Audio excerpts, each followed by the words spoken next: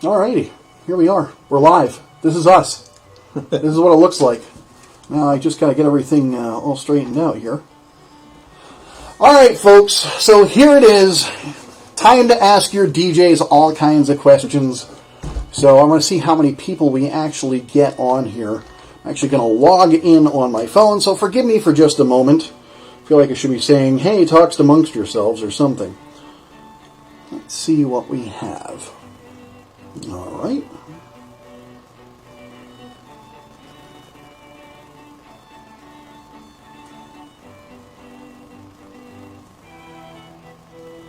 And I think we are live. We have one viewer right now. We have no viewers right now. Okay. Here we go. Now, this is basically what we're looking at right here. So, forgive us because we're back and forth trying to get everything. We have all the comments, all that kind of good stuff that's actually going to happen. You're going to hear music in the background. We're going to show some video. All the good stuff. So, let's see how many people we can get on here before we actually start. Now, some of you are probably watching this broadcast, a rebroadcast right now. If you are, thank you. But we're doing this right now live at 7:02 on May 17th, 2018. So, let's see what happens. Hi, Jesse. We have our first viewer. So, Jesse, there you go. You're the first viewer of the evening.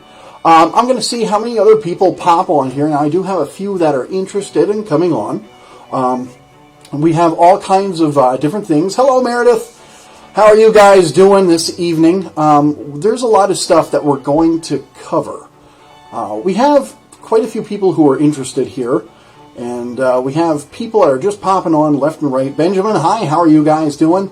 So you guys get to see firsthand the DJs, us, kind of in action, talking to you about different things. Now, you can ask us any questions you would like.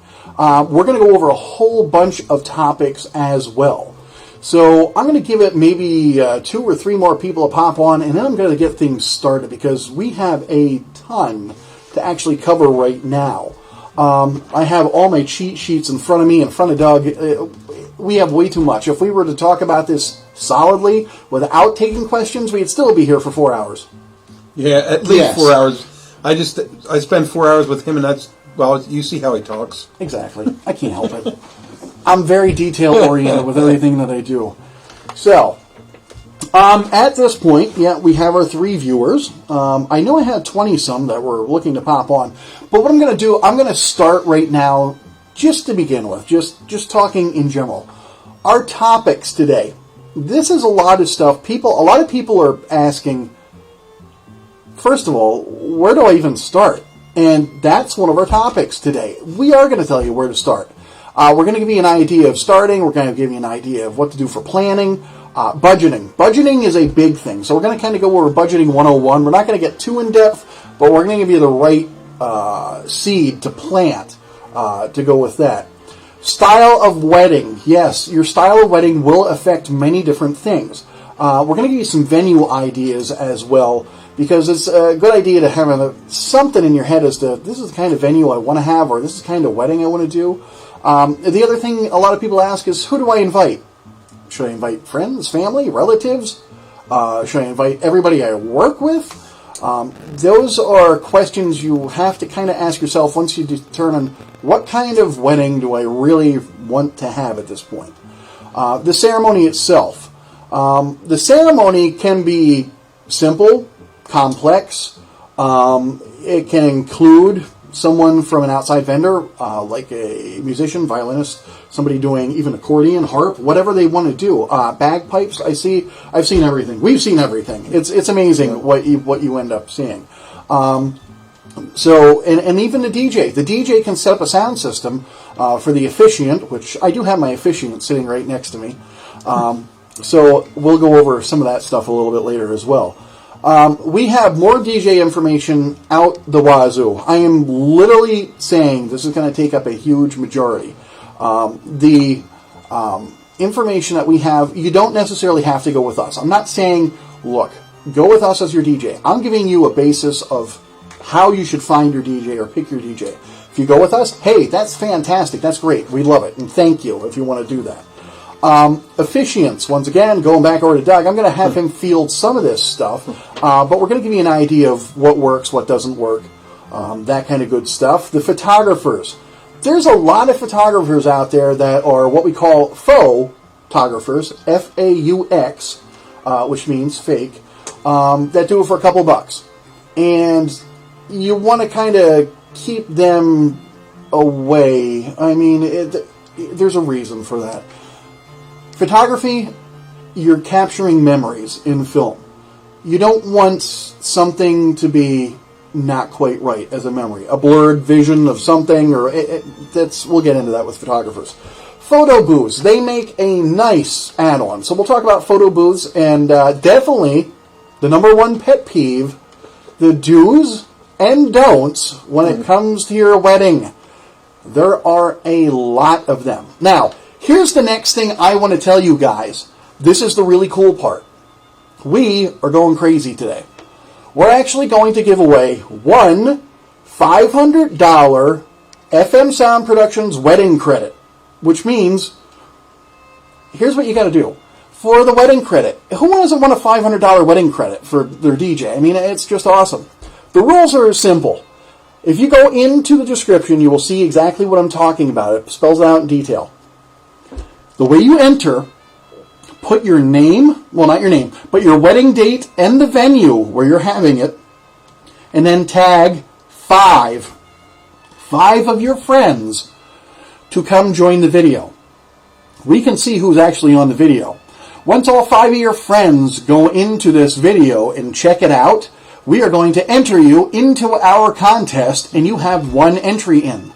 For every 5 friends you do that with, there's an additional entry. So you can do it with one entry, 2 entries, 3. If you do 5 entries, that's 30. For what? No, six entries. Or you did 6 entries for 5 friends. That's 30 friends. How much is this going to cost me? That's gonna put your wallet away. We're gonna need the plastic on. Is what we're gonna okay. need. So, but yeah, we're gonna have a little fun with that. So, like I said, put your wedding date, the venue of where you're actually going to be for your wedding date, and what we'll do is, like I said, tag 5 of your friends in there as well. Have them tune in. Once all 5 of your friends who you tag tune in, we're going to enter your name into the drawing, and we'll do that closer to the end. Now, if by any chance, I understand a lot of people are not going to be hanging out until the very end.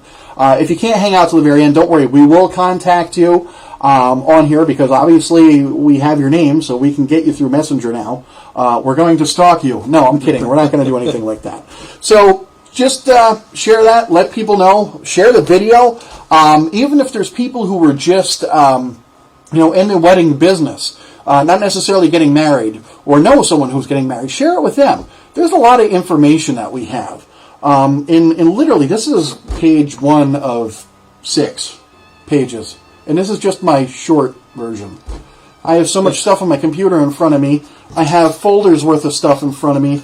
And Doug's looking at me like this is ridiculous. So, anyway, ladies and gentlemen, just for you tuning in, I'm Mike Brennan. I'm the owner of FM Sound Productions. This is DJ Doug Koch. That's right. Yeah. And officiant as well. Yeah, so. Well, officiant, DJ, and I don't know, I even thought maybe a law degree throw in there. Yeah, we'll throw the law degree in there as well. Why not? So, here's what we're going to do. I'm going to start off with the first thing. I'm going to talk about us. And basically, we're here to answer any questions you have. So, we can see what you're typing in there. Feel free to type it in there.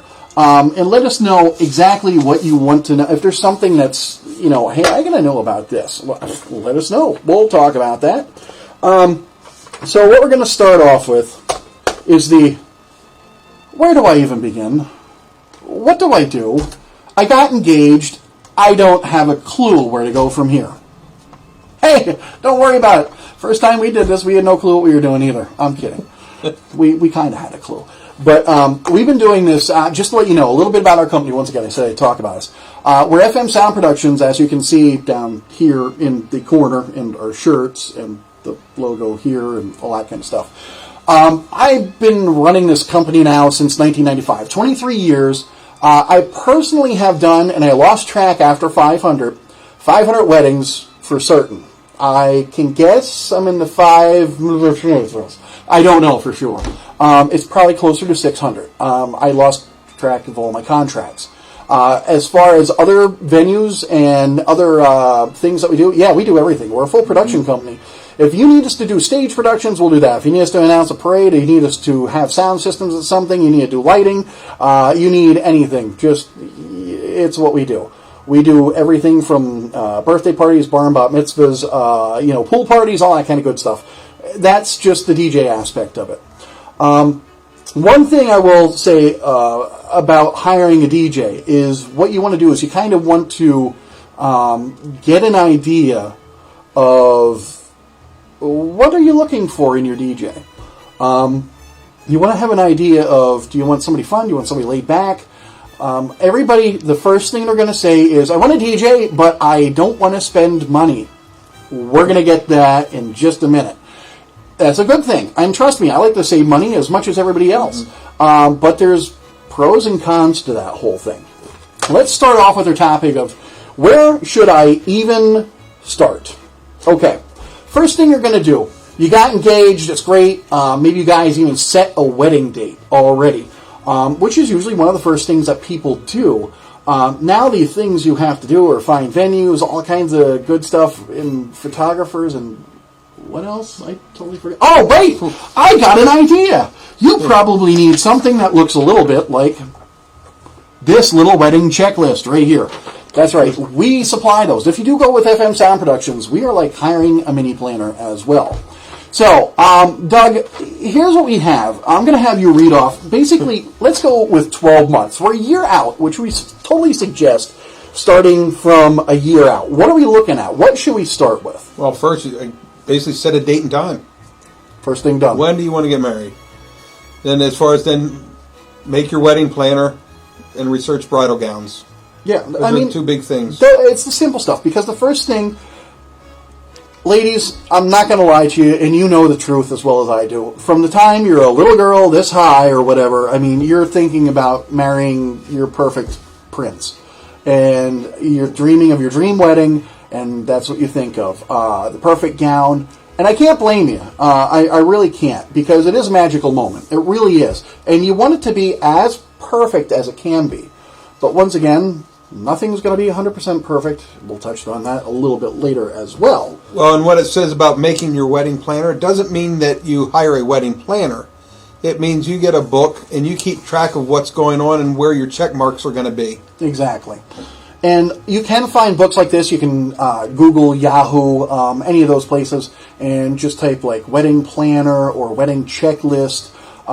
Believe it or not, there's some really good ones that you can find if you want to spend a couple extra dollars, and I'm talking like $40 or so on some of these that are really nice on Amazon. Not that we're affiliated with Amazon or anything like that. I'm just saying I've seen a few that are on Amazon that are really nice, that have everything in them you can possibly imagine. Well, and with working with Mike so much, I'm sure if you actually really need one and can't find one, he'll get one for you. And that's the other thing about us. We do everything, so we don't mind. We love our job. Okay, well then, of course, the big question is you need to set a budget. What are you willing to spend? That's one of the big things, and that's we'll touch on that in a little bit with our budgeting 101. Right. But going down through, just hit on some of the keys going down through as to what we're looking, just like 2 or 3, and that'll give you an idea. Well, then as far as at 8 months out, as far as you want, save a date card so that everybody knows when you're planning on doing this. Because if you don't send them out, people make plans. It used to be, hey, 2 weeks from now, I'm not doing anything. Now a year out, you have trouble getting people together. Exactly. But then at 8 months out, you should also try to settle on like a DJ, photographer, videographer, that type of thing as well. Then, at 4 months out, you want to figure out who you're going to invite, who you're not going to invite. And then find out as far as, you might need to narrow it down some, goes back to your budget. Exactly. Budget and also venue, things like that, because they all kind of coincide with each other. Then basically at 3 months out, you want to begin mailing your invitations. Get them out so people actually made it finalized that yes, we are coming. No, we're not coming. As far as that, then you want to also work on as far as your figuring out what you're going to need for your marriage license. Because whatever county you're getting married in, you will need to visit them, and you cannot get it with most of them are 30 days out.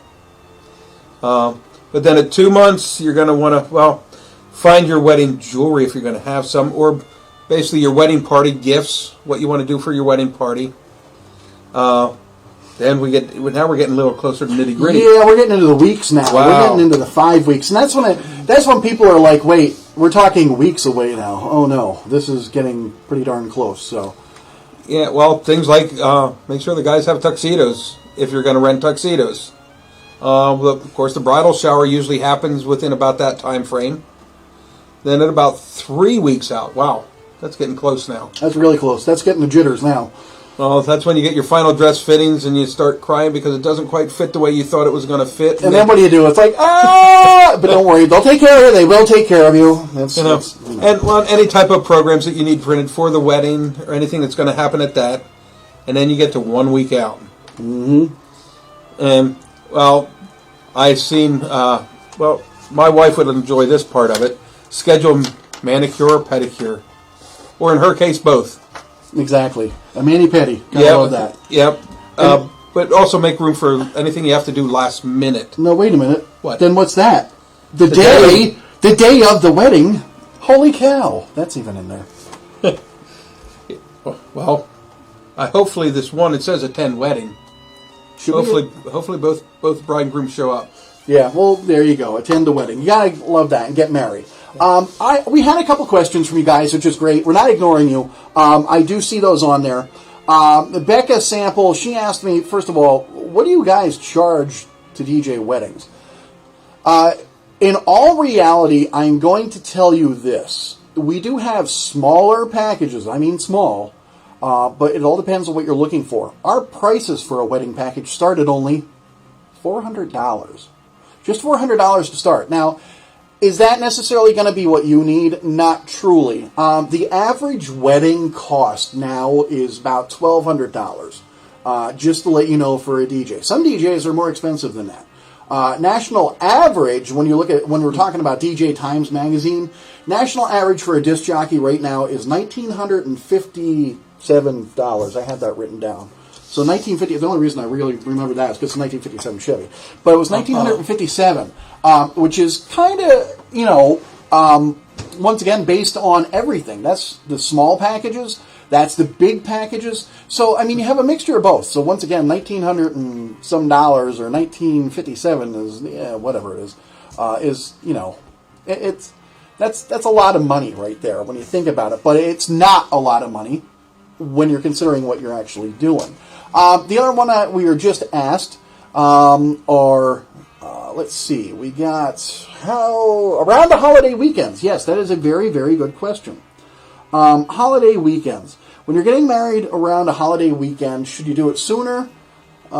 Should you do it sooner than the timeline? Okay. I'm not sure what that part means, Jesse, but when you get married around the holiday weekend, basically here's what happens. It doesn't matter if you do it beforehand or afterward of the actual holiday, whether it's the 4th of July or Labor Day or anything like that, because it's lumped together as in what I call the 5-day holiday.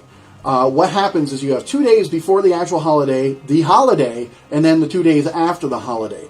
And even though it's a holiday weekend, you gotta watch because there's people going to be traveling to and from, taking vacation from work. So it really doesn't matter if you do it on the holiday, before the holiday, or after the holiday. It is always going to be a little bit of a challenge, no matter how you look at it. It's always going to be a challenge trying to plan a wedding around a holiday. What is the most requested song when everyone is intoxicated? Well, you want to know the actual answer of what I get? There's two of them. Piano Man by Billy Joel is the first one, and Friends in Low Places by Garth Brooks is the second one. So yes, that answers your question as to intoxicated. If there's people that are not intoxicated, I'm going to give you this little bonus, and they ask for an added song, It's a little song by Bill Medley and Jennifer Warren. You guys know it from the Dirty Dancing soundtrack. It's actually The Time of My Life. And those are the people who try and catch their significant other in the air, and it usually doesn't end well. Now, remember, those are usually the sober people. The drunk people fare out even worse, so you got to watch that. Yeah. But back to what we're talking about here, I'm going to try and go down through and see if there's anything. Like I said, I apologize. Yes, Jennifer Cohen writes she's seen weddings going for $40,000. Now, here's the thing. Yeah, you can have a $40,000 wedding. I've actually just DJ'd a wedding not too long ago. It was over $138,000 for the wedding. Now, the thing was in a historical hotel. The venue where it was, is very expensive to begin with. And they had everything was all hors d'oeuvres. They had a gentleman going around with the towel on his arm serving the wine. They had the people who actually did the fresh ground pepper for everybody at it. So once again, don't think you're going to spend $138,000 for your wedding unless you really want to do that, because that also includes your transportation, includes your rings and things like that. Now, your honeymoon is separate from that yet. So you got to consider what you're looking at. You can do a wedding on a budget if you plan correctly. But that's what we want to go over. The planning portion should take place at least a year in advance. That's what Doug and I are trying to pretty much tell you right now, because if it doesn't, and we understand, some things happen where you can't plan a year. It's like 6 months, 3 months. I've even had a wedding that came to me in 90 days, and we worked it out. Here's the whole thing. With us, we go above and beyond what other DJs do. It's like hiring a wedding planner when you get us. We like to make sure that you guys are happy. And we give you advice. We tell you, we've seen enough weddings that we know what works, what doesn't work. And with the planning of the wedding, you want to make sure you have all your ducks in a row. Is essentially what you're looking to do. And that's why we say start a year in advance. Because the first thing is, if you want a reliable vendor, whether it's a photographer, a disc jockey, a photo booth, a caterer, a venue of some sort, they're usually booked a year in advance. Now, you can get lucky and grab, maybe once or twice you'll hit that one bullseye without even trying, shooting in the dark. But it's very highly unlikely, and you, instead of getting what you want, you might have something just slightly subpar of what you're actually looking for. The number one mistake. Does anyone know what the number one mistake about wedding planning is with the bride? Does anybody know? Anybody want to give me a guess? Anybody? I'll tell you. They're afraid to. Okay, I'll let you know. The number one mistake, huge, is the bride planning alone. Don't ever plan alone. And there's a reason for that. There's a lot going on. You got to get everything in line. You are not one person going to take care of getting your venue, getting your dress, getting everything fitted with bridesmaids, getting your groomsmen, getting the rings, getting, the limo, getting the taste samples done, getting the cake picked, it's a lot! And we didn't even go through half of the list. I mean, there's a huge list. As Ashley said, doesn't work on the vows. There you go. Somebody needs to work on the vows, too. So, not ordering the dress in time. Brenda, why is your wife on here saying not ordering the dress? Well, you probably just got me in trouble because she said, hey, can I plan this wedding? Oh, here we go. I ordered the cake. It was probably a box cake that he made. No, I'm kidding. She'll tell you any different. That was as much as her dress. Oh, boy. Yeah, you actually told me that story. So here's the thing. It's a big moment in life. You want to make sure you're not planning alone, and you want to make sure you have support. That's why they usually have not only, and don't get me wrong, ladies, the men are involved in this as well. If you have a best man, he's there to support. He's there to help for the groom. If you have the maid or matron of honor, which there is a difference. The maid of honor, just to let you know, is somebody who's there to support you who's not married. Matron is someone who's there to support you who is married. So just to get that out of the way. If the maid or matron of honor is there, they're going to be there because you're basically playing off of each other, is what it is. And your bridesmaids can help out. Parents, friends, relatives, always ask for some kind of support, with someone. And that way you'll get things done, and when you have checklists, you'll be able to go, there you go, easy enough, we got it. Otherwise, you're going to pull out your hair and you're going to be as bald as myself and what Doug is. But that's because of doing this job. So the next important thing, this is the one that I get questions on all the time, budgeting 101. How much do you want to spend? And first of all, here's what ends up happening. We're going out of focus, Doug. Why'd we go out of focus? Because you lean forward. Because I lean forward. Yep. Let's try that again. Didn't work that time. Nope. Anyway. It depends on what kind of wedding you want to have. Now, if you start a year in advance, these are all key points. If you start 1 year in advance, you'll be able to pay everything a lot easier than paying everything all at once. Us, we have a payment plan system. We can do that. We can work with you. We can budget with you. We can make things fit. Here's the one key thing about our DJ company that is different than any other DJ company out there. You let us know what budget you have to stay within, and we will help you build a package for that budget. Mm-hmm. Any other DJ, I guarantee, is not going to do that. Like I said, we have packages that start at $400. Our most expensive DJ package that we have for a wedding, the most expensive. Now, folks, I'm going to go over everything when I say this. That includes officiant, with rehearsal times, writing the vows, everything. So that's Doug, our officiant. That includes if you get a photographer with us. This includes if you get, now photographers alone, some of them are thousands of dollars for a photographer. If you get a photographer with us, the officiant, ceremony sound, you end up getting up lighting, you end up getting monogram lighting, you end up getting dance lighting, you get all the speaker systems you can possibly think of. You name it. Photo booth, if you want all of that, you're still looking at under $5,000 with us. Under $5,000. Just for us. With everything. Photographer, officiant, photo booth. Right there is like, a lot of people are like $3,000 or $4,000. Then the DJ, some, Yep. So let that kind of give you an example of what you're looking at. Now we offer video production and everything.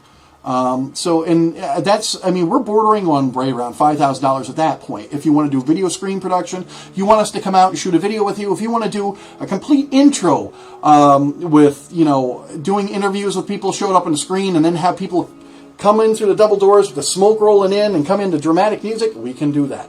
We're a full production company. You tell us what you want to do and we can do that. But I guarantee you, it's not going to cost you $10,000 like some DJs tell you it's going to cost. And this is why we've been in business for 23 years. Because we like to make sure the bride and groom are happy. We don't advertise. What we're doing tonight is information. Yeah, it's kind of putting our name out there, but it gives you an idea of where we are with DJing. Becca Sample, can you come to Chester County to DJ? I'm going to tell you where all we DJ. The entire state of Pennsylvania. We also DJ every state all the way around except Ohio. That's the only one I will not go to. I'll go to Pittsburgh, but I'll go to the outer city limits of Pittsburgh right to the line of Ohio, and I'll stop right there. But if you want New York, if you want Delaware, New Jersey, Virginia, West Virginia, Maryland, any of those, yes, we'll go all the way that far. So yes, we travel.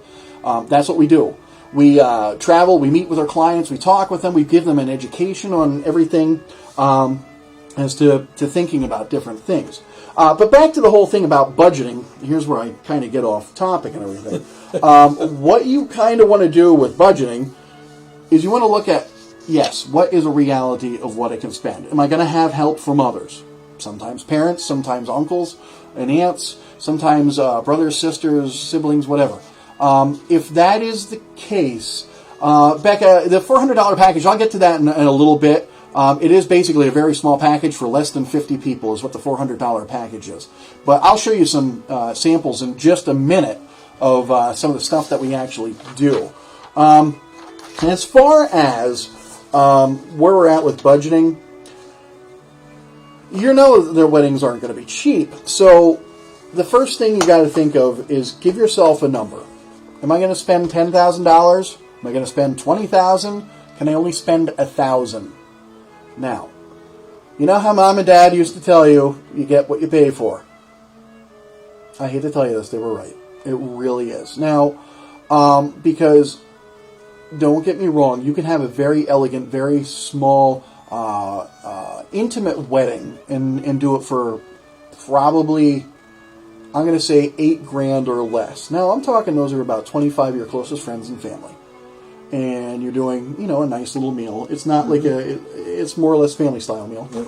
But you can probably do it for $8,000, let's say under $10,000 to do that.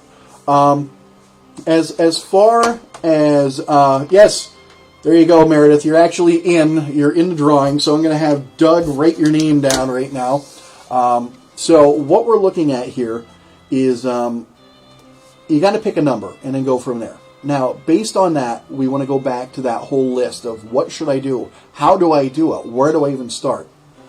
The first thing you want to do is close your eyes and actually imagine that wedding, and now pick out and write down what you're seeing. Actually put that down on paper. Is it in a barn? Is it outside? Is it inside? Is it extravagant? Is it small? Those are the kind of things you have to ask yourself and go from that point. And then you have to ask yourself, how do we want to feed the people? Because there's a difference. If you want to do buffet style, family style, a served dinner, 3-course meal, they're all going to vary in price. I've even seen weddings where, you had relatives bring dishes. It can work out, and don't think it's instantly, a lot of people say that, and they're like thinking instantly tacky, or obviously it's a very, I don't want to say this, but they call them redneck. And don't think that. It's not necessarily, some are, but a lot of them aren't. You can actually do that in a very tasteful way. So that is a possibility as well. There are different things that you're going to want to consider. Do you want to have a certain kind of food? Do you want to do it at a certain venue? Do you want to have a DJ or a live band? Do you want to do a photographer and videographer? Or do you want to have a close personal friend do it? Which I'd probably go with the professional photographer, because these are memories that are going to last a lifetime. The officiant, do I want to do it with, pastor or anything like that? Or do I actually want to get an officiant who's non-denominational? Do we want limos? Do we want to borrow people's cars to come in? Flowers. Do we want to go simple? Do we want to go elegant? Do we want to go extravagant? How do we want to do this? Because there's different ways to actually do it. As far as that, the number one cost that the bride is concerned about is her dress. Now, there's a couple things you can consider about a dress. You can go out and get one of the most extravagant dresses you can possibly think of and drop thousands of dollars on it with everything you can possibly think of, from frillies to sequins to who knows what. All the lacing, beading, and some of those things, once they have some of those trains on them, they're like literally 20 feet long. Once you have all that stuff, it does add up really fast. Or some people actually get a hand-me-down dress that was the mother, the grandmother, an aunt, or anything along those lines, even an older sister. And it can actually be meaningful to pass that down through the family and through the generations. So those are options that you can actually save money there as well. The other thing that you really have to consider after this is, where do we go from here? Your wedding's over. Are we going on a honeymoon? Are we not going on a honeymoon? That's another thing you have to actually add into it. People don't realize that is an added expense in addition to the wedding itself, that it's like a tax. People don't realize it, but it's there. So you got to consider different things. Call around, talk to different people, find out what they have, what they don't have. And believe it or not, I'm going to tell you right now, this computer that you're on, or your cell phone that you're watching us from, is a great tool to have in your hand. Because you can Google tons of stuff and find tons of different pricing out. You can do anything you can possibly think of. The style of wedding, going back to that, if you're looking for a smaller, intimate wedding, there's pros and cons to that. If you're looking for a large party with an expense that's huge, there's pros and cons to that. Because the style of wedding is going to be based on small, the large. The time of year is going to affect it as well. Because weather can play a huge role. People don't realize that.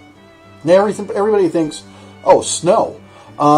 You know, what are we looking at here? Let's not do it in the winter because we don't want people to not show up.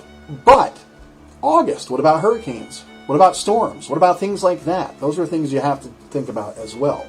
Now, Jennifer, you brought up a good point about how much money it costs per person.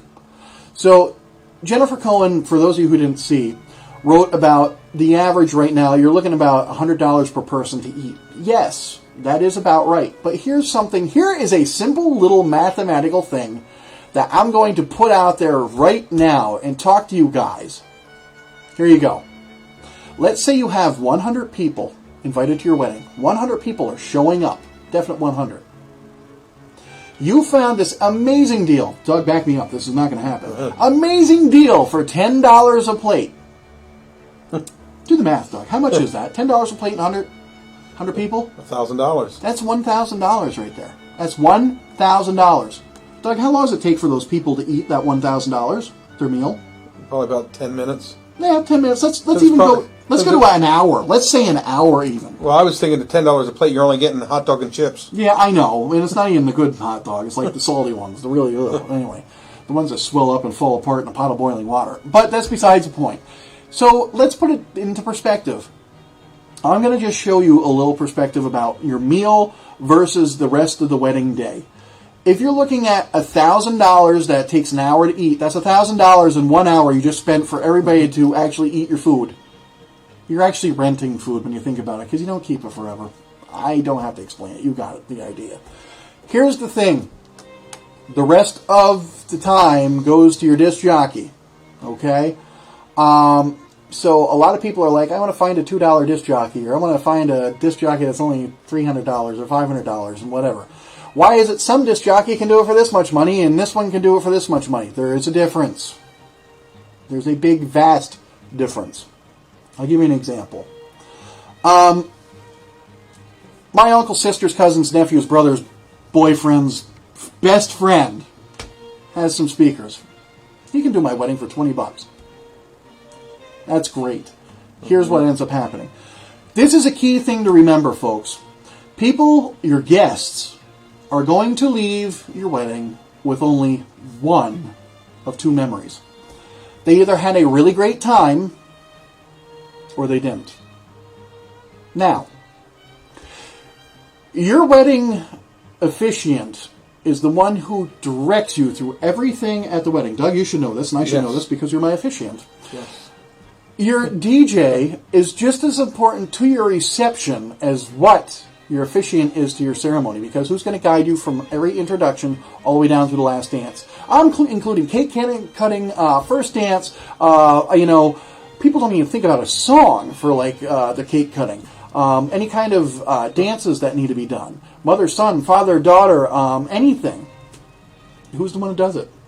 Who's the one who spends hours planning all this? Who's the one who does the agenda? And you wonder why some DJs are like this. Because some DJs, going back to my cousin who can do it for $20, they don't have the music library that a regular DJ does. And we get into liability issues there as well. But we'll touch upon that a little bit later. A professional disc jockey is somebody who's going to, pay insurance and things like that. And what I'm going to do, since we're on the DJ thing right now, I'm going to actually show you guys a little slide of the 8 most important questions to ask your disc jockey. The first thing is, how many weddings have you done? Because if they answer, oh, this is my first one, obviously, you're the guinea pig. If you have somebody who is in there that's done it for many years, now, like I said, we've done 500 plus weddings. I don't even know. And this is just me personally who's done that many. With Doug and all that, we can just keep building that number. But we're not one of those companies who go, we've done thousands of weddings because we count all our DJs. We don't want to do that. Personally, we say, I've done this many weddings. Doug will say he's done that many weddings as well. Because you want to find out if they do have the seasoned DJ experience in them. Because anything can and will happen at a wedding, and can they handle it? We have dealt with situations where we've turned negatives into strong positives and memorable positive notes for people. So, I mean, those are things that can kind of seem like embarrassing moments at that very moment, but once you realize what the DJ does for that moment to turn it around, and I'll give you examples later, it can actually affect the way you think about the DJ and, ruin the rest of the night or make or break the rest of the wedding. So, the other thing you want to ask the DJ, do you have references? If he kind of goes, I have one, stop, run away. At that point, right there, just run away. And there's a reason why I'm actually telling you to do that.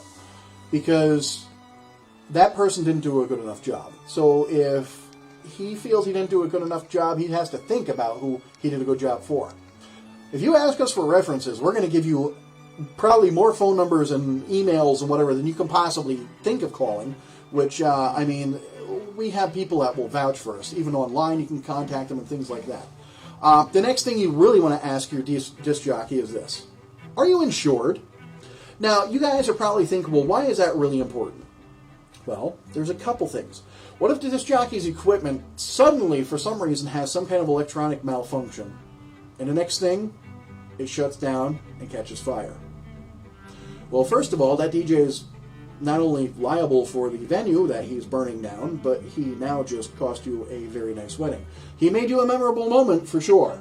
The other thing is what happens if something happens with the DJ. That's why it's important for a DJ to have insurance, just in case something were to happen. The next thing, backing up what happens if something happens, is do you have backup equipment? Because, obviously, a professional disc jockey company will have backup equipment. Because, ladies and gentlemen, Murphy's Law is always on everyone's side. If it can't happen, it will. So you want to have backup equipment. You want to make sure that you have something there just in case, whether it's speakers, amplifiers, and all that kind of stuff. But you don't have to worry about that. Your disc jockey should be the one worrying about that. And we have plenty of backup equipment just in case something happens. Because we always prepare for anything. Because something could happen. Luckily, knock on wood, nothing has ever happened, but it could, and we're ready. The next thing. This is question number 5 that a lot of people probably are thinking, does it really matter? The answer is yes, it does matter. The reason why I'm saying that is I'm going to ask you a simple question. Do you like when people steal from you or take your money? Your answer should be no. Well, the reason you ask, do you use legal music and pay royalties, is this. A lot of people download from YouTube. Not exactly a good idea. Okay. There's a little place out there called the RIAA. Now, essentially, I'm not going to go over all the details of what RIAA means, but they're the people that are like the police of music. They want to make sure that everything that is done is being paid for legally. So, there's companies out there like BMI and ASCAP that radio stations, professional disc jockeys, and entertainers pay royalties to for those artists who took the time to write those songs that you so lovingly enjoy on the radio and want to hear all the time. Those people that download it from YouTube and just play it for you, well, essentially they're stealing from that artist. It's kind of like us asking you to go to work and work your full work week with no pay. It's not exactly fair. And I know you guys are thinking, but wait, these artists make tons and tons of money. Why are they going to really notice about one? Well, if they notice about one, it's going to cost not only the disc jockey, but possibly you $50,000 per song that DJ has at your event that you wanted played. Now think about that. $50,000 per song, and let's just say they played a full night. A 5-hour event, usually you play 40, maybe 50 songs overall. Times that, figure that out. You're going to be bankrupt real fast and probably go to jail. So, use legal music and use disc jockeys who have legal music. It is the right thing to do. The next thing you want to ask a disc jockey, first of all, do you have a contract? Do you have a planner? Do you have all that kind of good stuff? The paperwork? Yes. If your contract and planner is not, is handwritten or something that looks very shabby, don't trust the DJ. He should be planned. It should planned out with a nice size planner. We have a 6-page planner. We have a contract. We have all kinds of stuff. We're extremely thorough at what we do. The other thing, These last two questions are I'm going to tread on those lightly because it doesn't really matter and it does at the same time. Is your disc jockey a full-time disc jockey or are they a weekend DJ? Now, it's important to find this out. We started out, I was a weekend DJ. I worked a full-time job. This is my full-time job now. This is what I do, 24 hours a day, 7 days a week, 365 days a year, even holidays, believe it or not. What ends up happening is, what if you have a question? Can you contact your disc jockey? It doesn't matter what time it is. With us, it doesn't. We're available 24 hours a day. You call or text us, we will answer the phone. That's just the way we are. Why? Because we know every single person that's out there works a different shift, different jobs, different walks of life. We adjust ourselves to be user-friendly to our clients. So that's one of the things that you want to consider. The other thing is, can I get, requests taken from you? Can I give you some music suggestions? If the DJ says no, you might want to walk away because he may have a limited library or, he may not have the full repertoire of music you're looking for. So you want a disc jockey who's going to be able to give you some suggestions. You can give them suggestions and give and take in that. Taking requests, now that is a whole different ball of wax because some people want you to take requests, some people don't want you to take requests. But if your DJ is okay with both of those things, once again, nothing to really worry about there. So those are some things to consider right there alone. Now, getting back to everything else, talking about other venues and talking about other things on venues. A lot of people have asked me, and I actually typed this out and got into it. What are some different venues that you have DJ'd at? Okay, I'll give you examples. The most popular one these days, 2018, right now, are barn venues. Yep. Barns are the most popular venue for everybody, and we do a lot of those. As you can see over here, that's in a barn with that little monogram that we did right there. That was just a couple days ago, May 5th. Cinco de Mayo, actually. So we did that in the barn. We did some lovely uplighting. As you can see, we did some blue uplighting right behind him. There's a sweetheart table there. So we do a lot of barn venues. The other thing is we do different indoor venues such as community centers, museums like the State Capitol building. Those are all other things that we can do. Family properties, that's a big one because everybody has somebody in their family who has a nice big property, some parking space, a scenic area, maybe a stream that runs through, or a big barn in the property. I know we do, but I'll never use it for weddings. I see that too much anyway. It's full of tractor stuff anyway, and farming equipment. But that's besides the point. The newest thing that I'm starting to see, it was kind of hit and miss a couple years ago, but it's starting to come back, are theme park weddings. Disneyland, Hershey Park, Dorney Park, any of those places that you can possibly think of. There's a lot of places that are doing those. So those are things to consider right there. I've also done personal houses where they did their backyard. That's one of the money-saving type of things. Right now, let's see. Jennifer, you're asking, what style is your photo booth? Our photo booth is a 5x5. It's a pop-up tent. We can do background, no backgrounds. It all depends on what you want to do, if you want to have a backdrop or not. It is a touch screen. It prints out in dye sublimation photos that print off into 3 strips, or we can adjust it to make it 4 or whatever. And what we do with our photo booth is we offer a scrapbook. I mean, some people do it. We have scrapbooks, we have markers, we have all kinds of stuff, stickers that you can put into books out there, put those photos in. We can make it that it spits out just 3 photos at a time, or we can make it double it. You can take a set home with you, and you can actually put a set in, the bride and groom, their photo book, their scrapbook. Generally, our photo booth starts out at $600 when we do that. Now, it's unlimited photos. And yes, you will get a thumb drive at the end, a USB of all the sticks. You're going to get that scrapbook at the end, with a lot of memories as well. So those are things to consider. We do have props. There's props that we can bring for the photo booth. It's just like your typical photo booth. Whatever you want to do, we can do that. We can do open air if you want to, but we prefer to stick with our actual booth itself, just because of the way the flash and everything's set up. We don't want to kind of have the flash ruining the rest of your venue or event and being a focal point. We want the bride and groom to be the focal point, not what we do to be the focal point. We want to enhance your day. That's kind of what we do. If you're looking to book, if you wanted to book us, right now we're booking 2021. Just to let you know, yes, we have dates available in 2018, very few.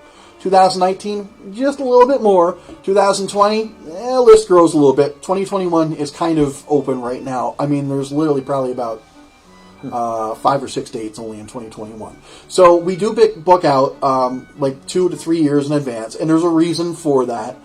It's a full-time position, so we got to make sure, first of all, we are there for our clients, and second of all, we got to make sure that we can pay our bills, because we have bills to pay. This DJ equipment and everything doesn't just build itself and come to my doorstep. If it did, I'd love that. I'd be like, that's great. So things to consider, DJ wise, what you want. Yes, go ahead. Well, and actually, her other question is travel, setup, and cleanup, all included. Absolutely. Yeah, we don't charge any extra. The price we quote you is what it is. It doesn't matter. Now, travel fees. The only time we really get into travel fees are once we're past Pittsburgh or up New York state line or way down below Baltimore. That's when we start, really tacking travel fees on. In all honesty, unless it's over a 4-hour drive for us, 3.5 actually, really, one way, we really don't. We include everything in one price. Except steps. We don't like steps. Steps. That's the only thing we charge for. And there's a reason for that. Because everything that we go to, please have it ADA compliant, not only because of guests who may need that, but as well as our equipment can be very heavy. And we have carts that we have to put it on. When we have to carry a 150-pound box up one flight of steps and then back down a flight of steps, it gets very tiring because we don't have just one box like that. We have that many. Yeah. We have a ton. We have speakers, we have stands, we have lighting, we have the booths, we have... it just goes on and on. So, I mean, it's like 10 to 20 steps. Here's the whole thing. To avoid that, if we get to a venue and we find out there are steps, it is $100 per flight of steps up and $100 per flight of steps down. That's the only thing that we will charge for.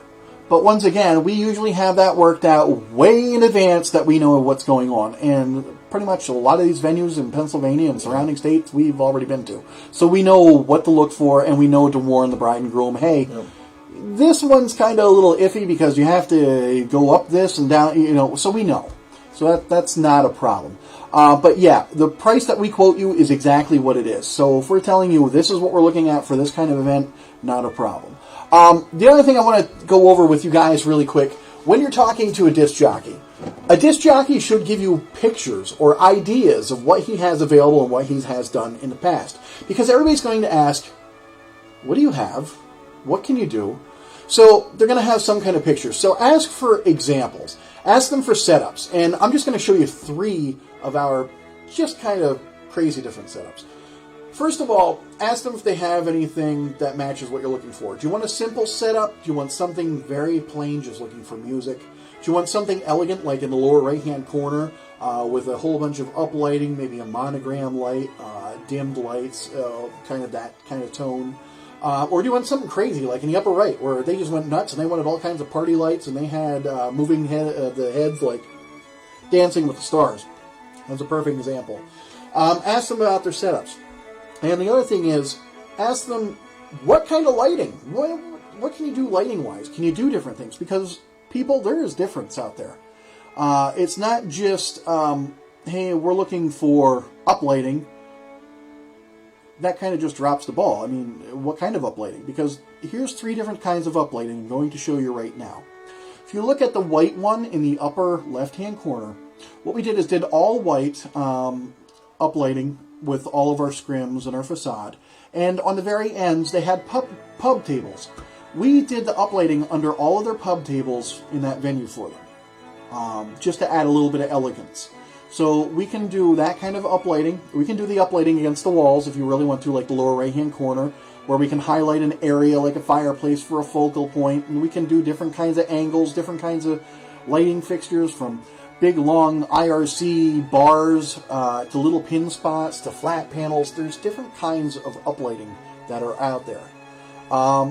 The other thing is there's something called focal uplighting. Now, people are wondering what's focal uplighting, what's architectural uplighting. Focal uplighting is basically, if you look at that top picture, what they did is that is actually a pretty not so pretty wall in the background. But they took fabric. They took sheer burgundy fabric and they put white birch twigs in buckets with stones that were just sitting there. Now, they didn't really catch attention. But I talked to the client and told them, look, if we take those, we uplight those in white, those white birch will pop and it will make it a focal point wall. We have people taking pictures left and right after dinner at that wall because it became a focal point. Architectural lighting, if there's certain beams that you want to go over and kind of that kind of stuff, I mean, we can do that as well. So those are just some ideas that you can look at. And the monogram lighting is always a big one. Once again, it's that light right there that people like, the monogram. And down here in this corner where you see, that's Hotel Bethlehem. We did uplighting all the way around everything. In fact, that's the one monogram I showed you in the previous picture. So we can make the wedding of your dreams. It all depends on, first of all, what you want to spend budget-wise. But still, like I said, even our most expensive package with everything is like little less than $5,000. Where I've heard people are spending $2,000 just on a DJ alone, and $2,000 for their photographer, and another $1,000 on their photo booth. And then they got uplighting, which is another $3,000 option, and it just keeps going, and it's insane. And I can see why they're spending hundreds of thousands of dollars, and they don't have to. We've been in business, once again, 23 years for a reason, folks. We like to make sure the bride and groom are happy. And that's the way we get our business, because people pass our name around. And they take pictures, and they're like, you got to get these guys back. And that's essentially what happens with us.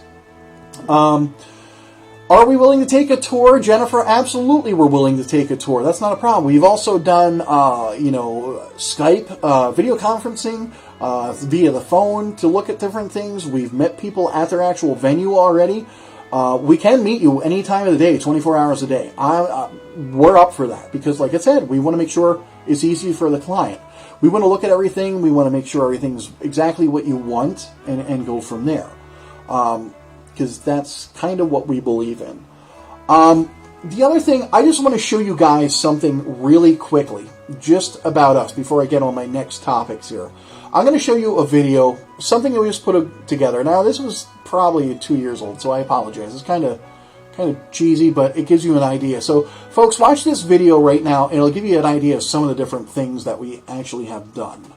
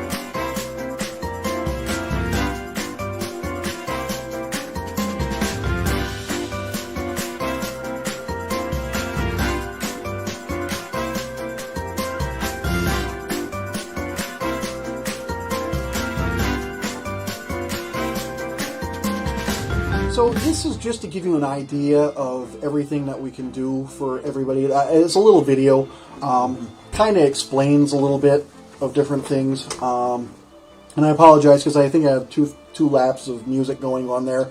Like I said, I apologize for that. Jennifer, you were asking, do I have wireless microphones for ceremony? Absolutely, we have wireless. Now here's the thing. We have something a little bit different than a lot of people. We actually have completely wireless ceremony systems that are battery operated.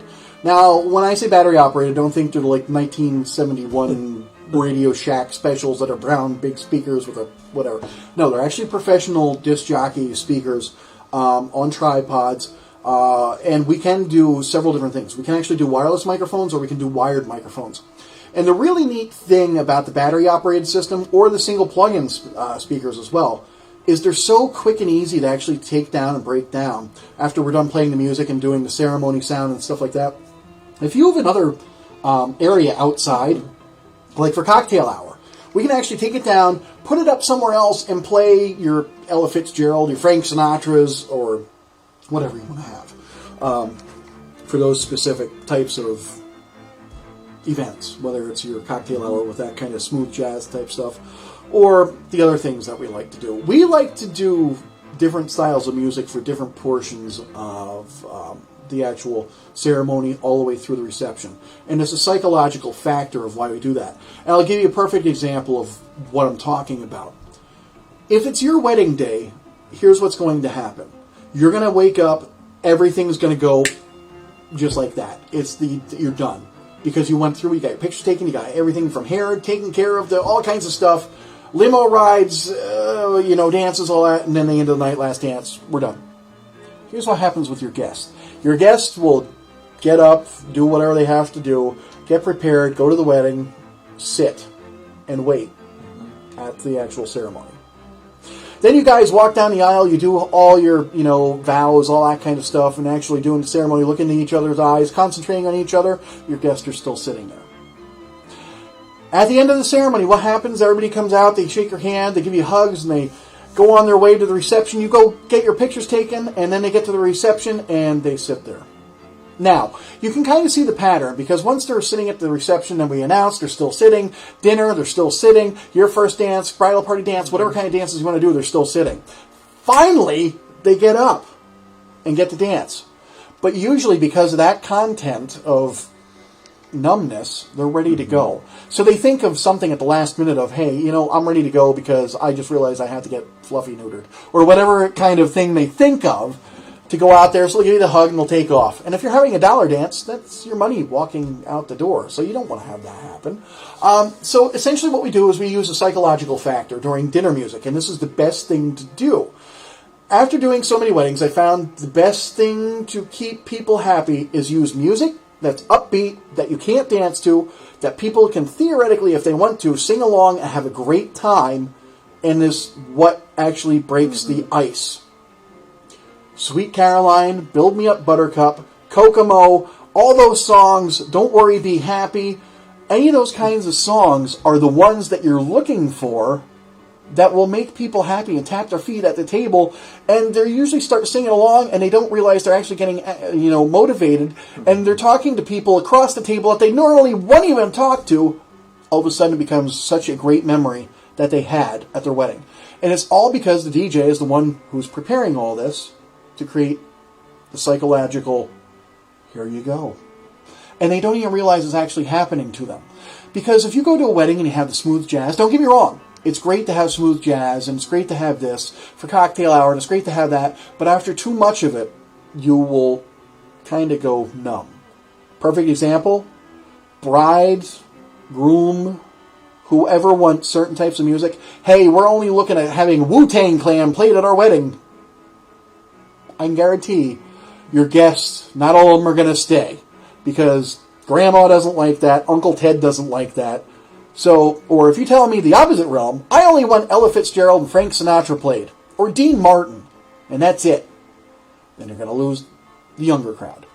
And what we like to do is we like to psychologically prepare everybody by starting out with music that everybody knows, and we go from there. We play something like Celebration, or any of those kinds of songs, Superstition, Stevie Wonder, anything that everybody knows, Brick House, those are kind of the music that we like to start out with. As the night progresses, the older folks will tend to, some will stick around, some will go, but they'll stick around longer than they normally would have because they're having a good time. And then we'll progressively start getting into what we call the top 40 mode, or the newer music, because of the generations. These are all little things that you don't realize and you've never done before, but we've done this hundreds, if not thousands of times, and we're used to it. So we'll give you these inside tips of what to do with that. Going back to my original list of who should I invite, talking about grandma, co-workers, Cousin Eddie, whoever, based on your budget, you want to invite people based on the capacity that your venue can hold, the budget that you can afford to pay with the meal and everything that's associated with having every individual person there. And you also want to make sure that it's not overly abundant with people. And there's a reason why I say that. Because you're going to go around and you're going to talk to every single person that's out there, or try to, or every single table. And you are going to be overcome with how many people just want to talk to you for minutes at a time. 200 people, minutes at a time, your whole night's gone. You didn't have a chance to have fun. Now, if you're one of those people that say, hey, thank you for coming out here, feel free to come up and talk to us as we're doing our events, that's great. That's another little inside thing that you can do. Get all your dances out of the way, your garter toss, bouquet toss. Do all that right at the beginning if you really want to. Open dancing the rest of the night, everybody's going to have fun. Because if you do open dancing, slow it down. Open dancing, slow it down. It's going to be like trying to drive down a highway and hitting 25 speed bumps in a row. Yeah, you can get through it, but it's not going to be a comfortable situation. So those are things you want to consider as well. So who do you invite? The people that are your friends. People that are close to you. People that mean something in your life that you can go up and talk to and enjoy. Those are the people that you want to invite. That also brings up the next question. If I send out 100 invitations, how many people are actually going to show up? Right now, according to, I think it was either wedding.com or one of the other sites that I saw, the national average for RSVP returns versus reality of showing up is 73%. So if you send out 100, let's say you send out 100 RSVPs, 73% of them are actually going to show up. And the reason that is because that's what happens. You may get 80-some back, but until those people don't show up the day of, and those are meals that you paid for, that is what you have to consider. It's going to happen. And we've seen it a lot. I've had so many people go, we're going to have 200 people that we send RSVP to. I'm definitely sure that they're going to show up. I go to their wedding, 127 people. Now, not saying it's going to happen every single time, but kind of be prepared for that, because not everybody's going to do that. So 73% is the national average. The other thing we want to talk about real quick is just, and this is just some of the quick stuff here, the ceremony and the officiant. We're going to kind of tie together. The ceremony is more or less, how do you want to have it? If you want to do it, perfect example, I'm a Catholic guy. Catholic people, we have churches and ceremonies and communion, and it's an hour long, and we do the whole shebang, everybody sings, all that kind of good stuff, all right? That's the way a Catholic ceremony will work. You have to go through all of the liturgy. Everything. Yes. And you also have to go through classes when you're Catholic so you can get married. So they want to check you out to make sure you're fit for each other. So with ceremonies, you want to make sure that you're getting the right fit for you. Do you want to do it in church? Do you want to do it here? Do you want to do it there? Do you want to get an officiant or not get an officiant? And the reason why I say about getting an officiant or not is because you can actually take that ceremony and make it however you want it. If you want a non-denominational, if you don't want any word or speaking of any kind of psalms or sermons or mention of God, it can be done. If you'd like psalms or prayers or scriptures, that can be done as well. That's not a problem. The other thing about having an officiant, especially with one of our officiants, believe it or not, our officiant can do not only what you want, help you write vows, even do prayers and stuff before a meal. If you want, our officiant can dress however you would like our officiant to dress. Now you're probably going, Mike, what do you mean your officiant can dress however you want him dressed? We've done weddings already where they were country themed, where we were to show up in cowboy boots, jeans, and a flannel shirt. Not a problem. We can do that. We've also had those events where our officiant is to show up in the holy garb of officiancy, is what I call it, just like this. So if you really want our officiant to look official, we can do that for you. Now, the great thing about our officiant is we will file all your paperwork for you. We'll send everything in. We'll take care of all of that stuff. The only thing you got to do is get your marriage license. The rest of it's... He does it. He does all that stuff. Yeah, he likes when I do a lot of the work for him. So, but anyway, yeah. And one thing you want to keep in mind, most counties, it doesn't matter which state you're in, you have to have your license 30 days before your wedding. But don't wait until last minute because they usually require 3 to 5 days before to actually get them out to you. They will actually, most of them will mail them to you, and then yes, we will sign them, get them sent in, so that it is official, and you will get a copy as well. So see, that's easy enough. You can do whatever you want with the DJ and whatever you want with the officiant. We are just that easy to do any of that kind of stuff. I want to give you, I was talking about price comparisons earlier with the food versus the actual DJ and the entertainment. I gave you the $10 per plate example of 100 people. That's $1,000, takes an hour to eat. And the rest of the night, which is usually 4 to 5 hours, goes to your disc jockey. Would you consider breaking that down per hour is not a lot of money because they also were on the other end, before everything, getting all your music lined up, getting all your phonetic pronunciations done, all that kind of good stuff. And when I say that, I'm going to go into my folder in just a minute. 6 months after your wedding, I want you to do something. Ask your guests what they had to eat at your wedding. I bet they hesitate. Some can remember, but not all the details. But I bet if you ask them right away, hey, did we have a great time or do you have a great time? They will be able to answer you instantly. Now, you just spend all that money on food that they rented, or you rented, and it's gone, just like that, and they don't even remember it. I'm not saying feed the people a hot dog. Give them a nice meal, but don't go nuts and get the fancy diced up peppers and the corn and all that kind of stuff that is really unnecessary. Feed them a regular meal that they'd be used to, maybe a little bit of sophistication depending on the venue, but don't go overboard.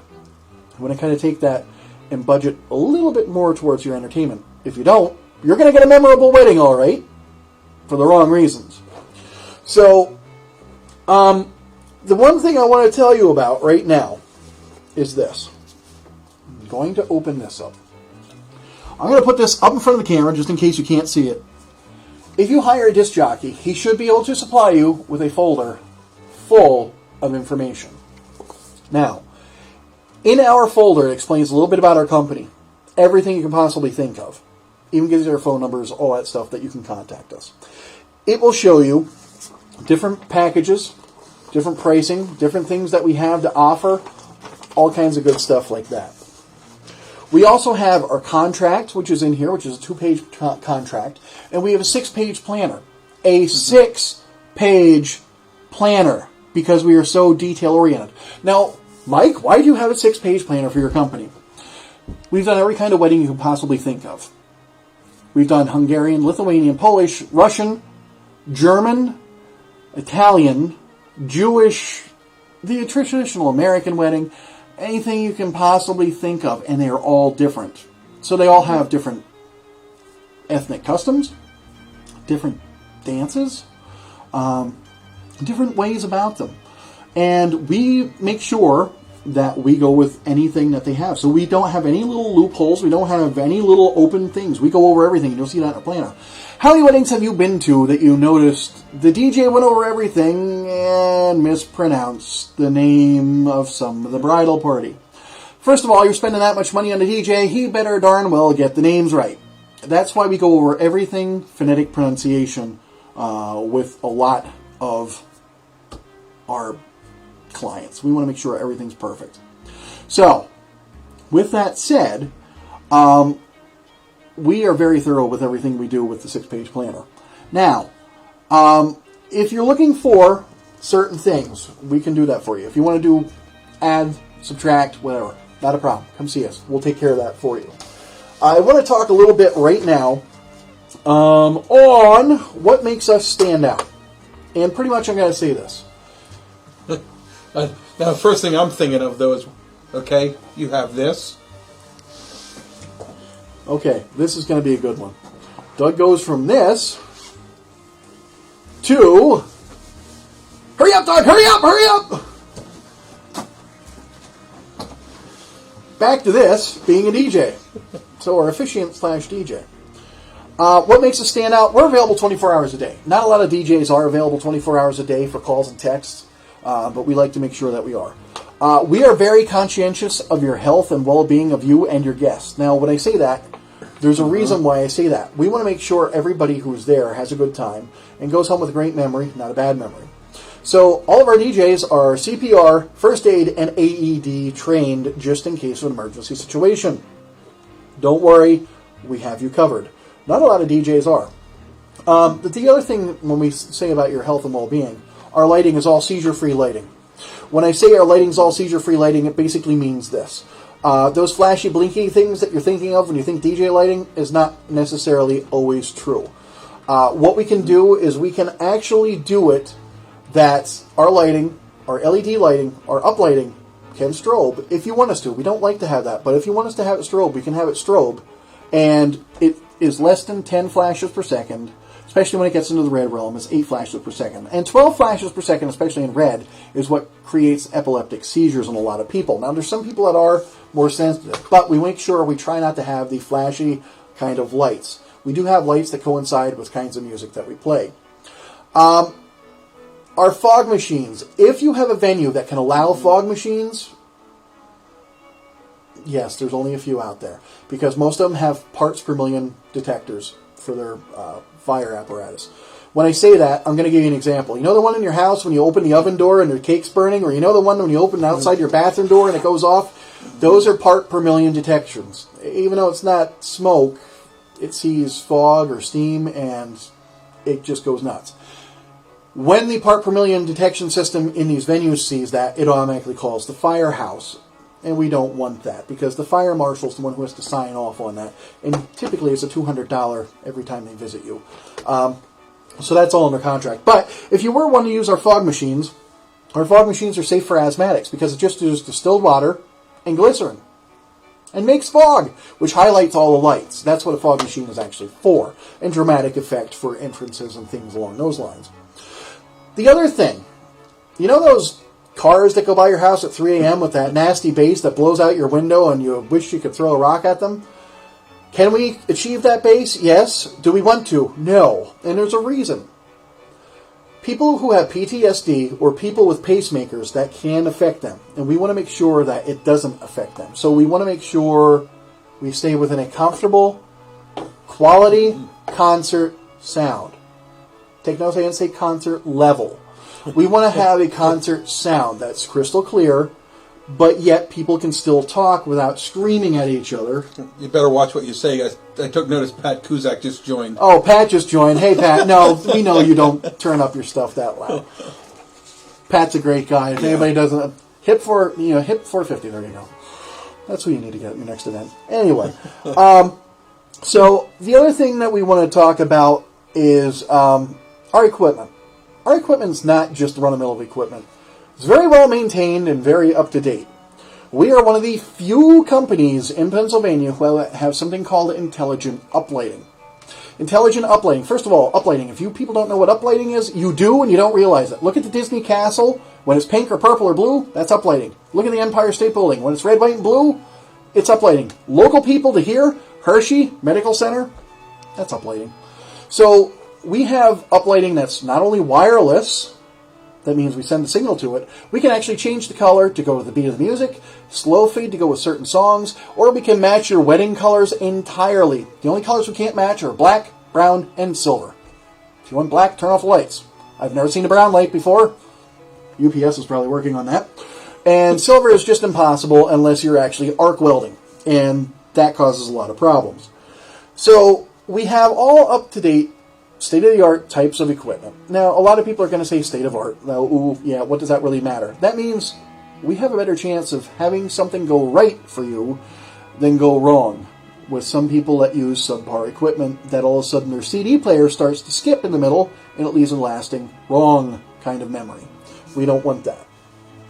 The other thing about us that makes us stand out, we don't need any tables and chairs. We don't need no stinking tables and chairs. No. No! We haven't moved. We are self-sufficient. We have everything right then and there. We just need a power plug. That's all we need. And we can run everything. No big deal.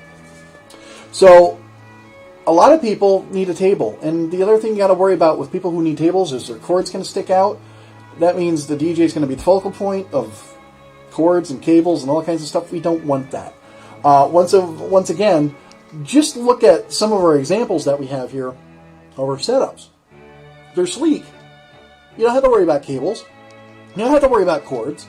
You don't have to worry about anything. In fact, a lot of photographers comment a lot of times on some of our setups because they're like, this is such a photogenic setup, I can't believe what you have here. So we get compliments from a lot of photographers on that kind of stuff. So something to consider. Is your DJ going to be organized that you're looking at hiring? And if you go back to those 8 questions that we talked about earlier, it's a good thing to review those and make sure, the DJ can kind of abide by all of those as well. Photographers. If you're looking to hire a photographer, getting into that kind of stuff, ask to see some work. Don't just go, oh, this photographer is $200. I guarantee for $200 you're going to have some pictures. Can't guarantee what's on them. Ask them for references. Ask them if they like to have fun. If your photographer says, we have certain poses that we do and that's it, run. Because I was just at a wedding recently where they only did certain poses with the groom and the bride, and it was all canned. Nothing was the Kodak moment, or the, not the Kodak moment, but the candid moment, Kodak, I'm on the film learning, the candid moment of things actually really happening. So you kind of want a photographer that's going to have fun and get the candid moments of people wrestling, people, smiling, dancing, having a good time that's actually happening, and not posed like, please put your thumbs under your suspenders. Yeah, that just doesn't look good. I mean, yeah, everybody looks the same, but it doesn't show the true happiness of your wedding day actually showing through. So find somebody who wants to have fun with you, somebody who's willing to lay on the floor and kind of take 45-degree angle pictures of you. Somebody who's willing to get up on a ladder and take downward pictures. Somebody who's willing to get in the water. If you can find a photographer like that, you are golden. Now, they're going to cost a little more, I will tell you that. We have photographers that can do that. Our most expensive photography package, if you get it, is $1,800 for our most expensive one. And we do everything. We do the whole shoot from the very beginning of you getting up at the beginning of the day all the way to the last dance. Everything. There's no time frame. It doesn't matter. $1,800. Some photographers are $1,800 just for the ceremony alone. Something to think about. So, the other thing you want to consider, photo booths. They add a lot of fun, like I said earlier. Photo booths will add tons of fun and a lot of memory that you can see in those moments where you were with another guest, or you had a dance, or you didn't get a chance to see what was going on behind the scenes because you were involved somewhere else. So the photography of the photo booth can actually capture those moments of all your other guests having fun and acting wacky or serious or whatever, and put it in your scrapbook at the end. Once again, photo booth, $600. Some photo booths only start at $1,000. Ours is $600. So, like I said, we like to make sure everything is easy, everything is there, for our clients. The other thing I want to talk about, my favorite part, the do's and don'ts. Yes, there are do's and don'ts to a wedding. Do start at least 1 year with planning, because it's also going to minimize stress. Because if you wait, what's going to happen is whoever you want to get, that venue, that preacher, that officiant, that person to read that scripture, that person to take your photos is not going to be available. And whose fault is it? Yours, because you waited too long. So start at least a year in advance is essentially what you want to do. Have a plan. Don't just do one of those, okay, here we go. I don't know, call a photographer. Wait. Going back to that part of the beginning of the video when I said, close your eyes. Picture what you see in your head for your wedding and write it down. That's the start of your plan. It gives you an idea if you have a lot of people, if you're inside, if you're outside, all that kind of good stuff. So, yes, Jen, you're good for 2 years. You're good so far. You're ahead of the game. You're getting a gold star and an A+ for that. Start a checklist or a check sheet or a check planner. Why? You're going to get what's called bride brain. Yes, there is such a thing. It's like baby brain, but it's bride brain. Who did they call? When did they call? How much were they? Were they available? I don't remember what they said. You got to do that. Trust me. It's one of those things you want to do. Make a budget and stick to it. Now, when I say make a budget, I'm just going to give you a simple number. I'm going to spend $20,000 on my wedding. Okay. Here's the key thing. 15% of whatever you're going to spend, you're going to have incidentals. So back that down to equal whatever number you set. Because there's going to be something that pops up. You're going to also think you're going to want to tip the drivers. You want to tip whoever the photographer. If you want to tip the DJ, if you did a good enough job, that's great. Those are kind of things you want to consider because there's going to be incidentals. An extra bottle of wine that they had to open up at the reception. Things like that. Believe it or not, they add up and you don't realize it, and it happens. Prepare for anything. When I say prepare for anything, I mean anything, because it can happen. I'm going to give you an example. I waited at a wedding, this was 1.5 years ago, for the bride and groom to get back from photography by, I'll tell you where it was, by Susquehanna River. Okay, it's in Harrisburg. And they were supposed to be back in 15. Nobody had their cell phones with them. I know, nobody had their cell phones with them. The limo blew a tire and they had to wait. So they were waiting for somebody to come out and fix it because I don't know if you know, certain limos don't have spare tires with them. So we waited for an extra 45, almost 50, maybe an hour to get them there. Be prepared for anything. Uncle Ted's going to get a flat tire on the way. That's going to happen. Aunt Sally's going to have a tear in her nylon. It happens. Your bridesmaid may break a heel. If you are okay and you can plan and prepare and be okay with that, you're going to have a great day. If you're going to let that one little thing get to you, stop. Reconsider what you're doing and go reevaluate everything. Because you got to be prepared. It's going to happen. The Chardonnay that you wanted is not available because they forgot it, so they had to get this instead. If you can go with that, go with it. Try not to let one little simple thing ruin your day. Here's the one. I don't even know how to go about this because I try to stay relaxed is my next thing. And you're never relaxed. Never relaxed. No. I will give a perfect example of this one. Actually, I just did a wedding this weekend, and it was my buddy's wedding that I did. And the whole thing was, hey, Jason, by any chance are you nervous? No, I'm good. I'm not nervous at all. And that was about 3 hours before the wedding. Well, Deb, my photographer, was there at that wedding, and she said about a half hour before the wedding, he was like all looking at his watch and jittery and all that stuff. You could see it go over. Try and stay relaxed. Yes, the only thing that's going to change, yes, you're getting married, changes tax bracket for the rest of your life, and you guys are together until death do you part. Just remember that. So stay relaxed. Don't let things bother you. It is kind of a butterfly in the stomach type of thing. It is a different change in life. But if you stay focused, you stay relaxed, and you look at the person who you love the most, who you're marrying that day, it's going to be okay. It really is. Don't let your future mother or father-in-law start because it can happen, and it can cause a little bit of friction the day of. And don't worry about it. Just let it go. After you come back from the honeymoon, you can tell her to shove a sock in it or whatever you want to do. That's totally fine. But, I mean, just kind of let it ride, and live your lives how you would want to live them. The next thing, when you're at your reception, focus on your guests. Not the entire night, you don't have to. But focus on them and let them know that you appreciate them for being there. Let them know that, hey, thanks for coming out here. You personally don't have to do it, but we do this as a thing, and this is just part of what we do. Ladies and gentlemen, the bride and groom want to thank each and every one of you for coming out here on their special day. You may have forgot to tell us to say that, but we say that for you. And guess what? That means a lot to the bride and groom. So, something to consider right there. The other thing I want to tell you guys, if you have any questions, feel free to type them in here. You can also text me directly, believe it or not. I'm actually getting texts, I think. I'm not 100% sure.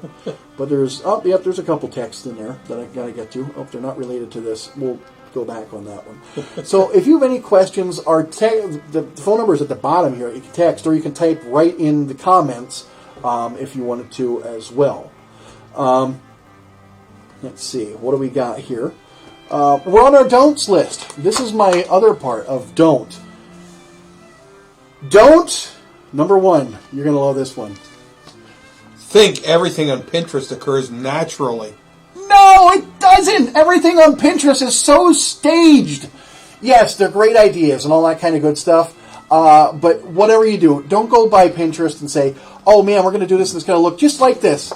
It doesn't. It never does. I mean, if it does, it's 99% of it's staged and the other 1% is a happy accident. That's the only way I can call it that way, if it does actually happen. Forget all the little details. Yeah. Try and not be too overly picky. Like, this fork isn't lined up with the spoon on this side. The salad fork's just a little crooked. That napkin doesn't look exactly like an origami swan. Don't worry about it. Your guests are not going around and comparing tables. They're there to have fun. They're there to celebrate with you. So don't worry about that kind of stuff. Oh, the other thing is, whatever you do, shut out the professionals, and you're going to be done. You're just going to shut down. I'm pausing here because I'm letting you think about that. Don't shut out the professionals or any kind of recommendations that they give you, because instantly you're going to be shut down. Now, let me go into this. Now you've thought about this and explain this. These professionals are people who have done this numerous times, and they know what works and they know what doesn't work. If they tell you, hey, this tissue tossing game or whatever you want to do is a bad idea because it's just going to be bad results and everything, don't do it. If they tell you to go outside and throw a lawn dart up in the air and look straight up at it, don't do it. That's not one of those things you want to do. You want to make sure you listen to your professionals and get ideas. Yes, we will work with you to come up with an idea that works on something, but we want to make sure that you understand we're not there to kind of scold you, and we're not there telling you, hey, what you're doing is dumb. No, we want to make sure that you understand we've seen everything pretty much. We've seen the awkward situations. We've seen things that we thought were going to be great ideas, or not us, but the bride and groom thought were going to be a great idea that instantly went the wrong direction. Sort of like that show, When Good Times Go Bad, that can happen. So those are the things you want to worry about. Jen, I swear, if you're one of those people who are going to do one of those things, don't call me. No, I'm kidding. I'm kidding. We'll find something to make it work for you. Don't be closed-minded. Don't do that. Don't be like, well, it's my way or no way. That never works. Mm-hmm. And I guarantee your guests are going to leave early, and your entire thing is going to be memorable because you were a bridezilla. Don't do that. Be open. Be open for suggestions. Tell people, hey, I want to do this, and have them work with you. So, no, Jen, open bars are not really a bad idea if they're under control, so don't worry about that.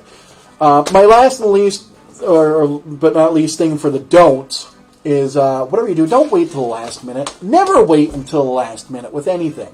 Because if you do, things are going to go really south really quickly, and you're not going to get anything that you really want to get. Now, here's what we're going to do. This is the portion. Obviously, we have a couple people who are in the drawing so far for the $500 credit. What I would like to see everybody do now, ask some questions. Find out what it is that you're looking for. I mean, let us know. I mean, anything. If you're looking for specific details on how should I do this, or, hey, do you know of any florists in this area? Or whatever it is, we will find an answer for you. Even if we don't have it now, we're going to get back to you and we will let you know. Because that's what we do. We want to make sure you guys are happy. Hey, Laura made it! How is Laura tonight, Miss Umberger? You're soon not going to be Miss Umberger anymore. So, I'm glad to see that you made it. Yeah. Laura, here's what we're doing. We're only going to be on, not too long yet, but a little bit. Maybe about 20 minutes or so until we wrap everything up. What we're doing with the drawing, if you want to win a $500 credit towards your actual wedding, which you already have booked with us, we can actually do this for you. I want you to put which, Laura, you don't have to because I already know your wedding date. You already have me booked. But you didn't pay the whole amount, so you can win $500 towards that and help pay that off really quick. Tag 5 of your friends in there, and once all 5 of them actually view our video here or log on, you will be entered into the drawing. For every 5 friends that you have, we will put your name in the drawing, and we will go from there. So good luck with that. Just a recap for you guys on that whole thing. Well, and just in case, if there's somebody that we missed, yes, that actually got 5 friends on that we might have missed who the friends were, yes, we need to know. Yeah, just let us know. Let us know, because we went through quite a few viewers on here. Right. And there's a lot. Wow. There's a lot of stuff going on here, too. So, to recap, man, there's a lot of stuff that we have. Doug, do you want to touch on anything specifically, or talk about anything on your side of the fence with the? Well, let's go to Jennifer's question first of all. As Okay. far as where we're located, well, we're actually located in Tower City, Pennsylvania. We're basically the easiest way to say it, we're about 45 minutes north of Hershey, Pennsylvania. Yeah. There you go. And that's only when we're home. When we're home, that's Yeah. about the truth. Yeah. So, yeah, we travel anywhere. Tower City, basically, here's the whole thing. Tower City is only known for 3 things. Dirt bike riding, coal, and Les Brown. Yes. Who's Les Brown? Les Brown, the band of renown. Look that up. Google Yes. that. He was actually born in Tower City. And used to play for Bob Hope. Yes, and he used to play for Bob Hope. So there you go. That gives you a little bit Now of they want to know insight. who Bob Hope is. Yeah. Oh, boy. But actually, on my side, as far as that, is it required to do a rehearsal? Absolutely not.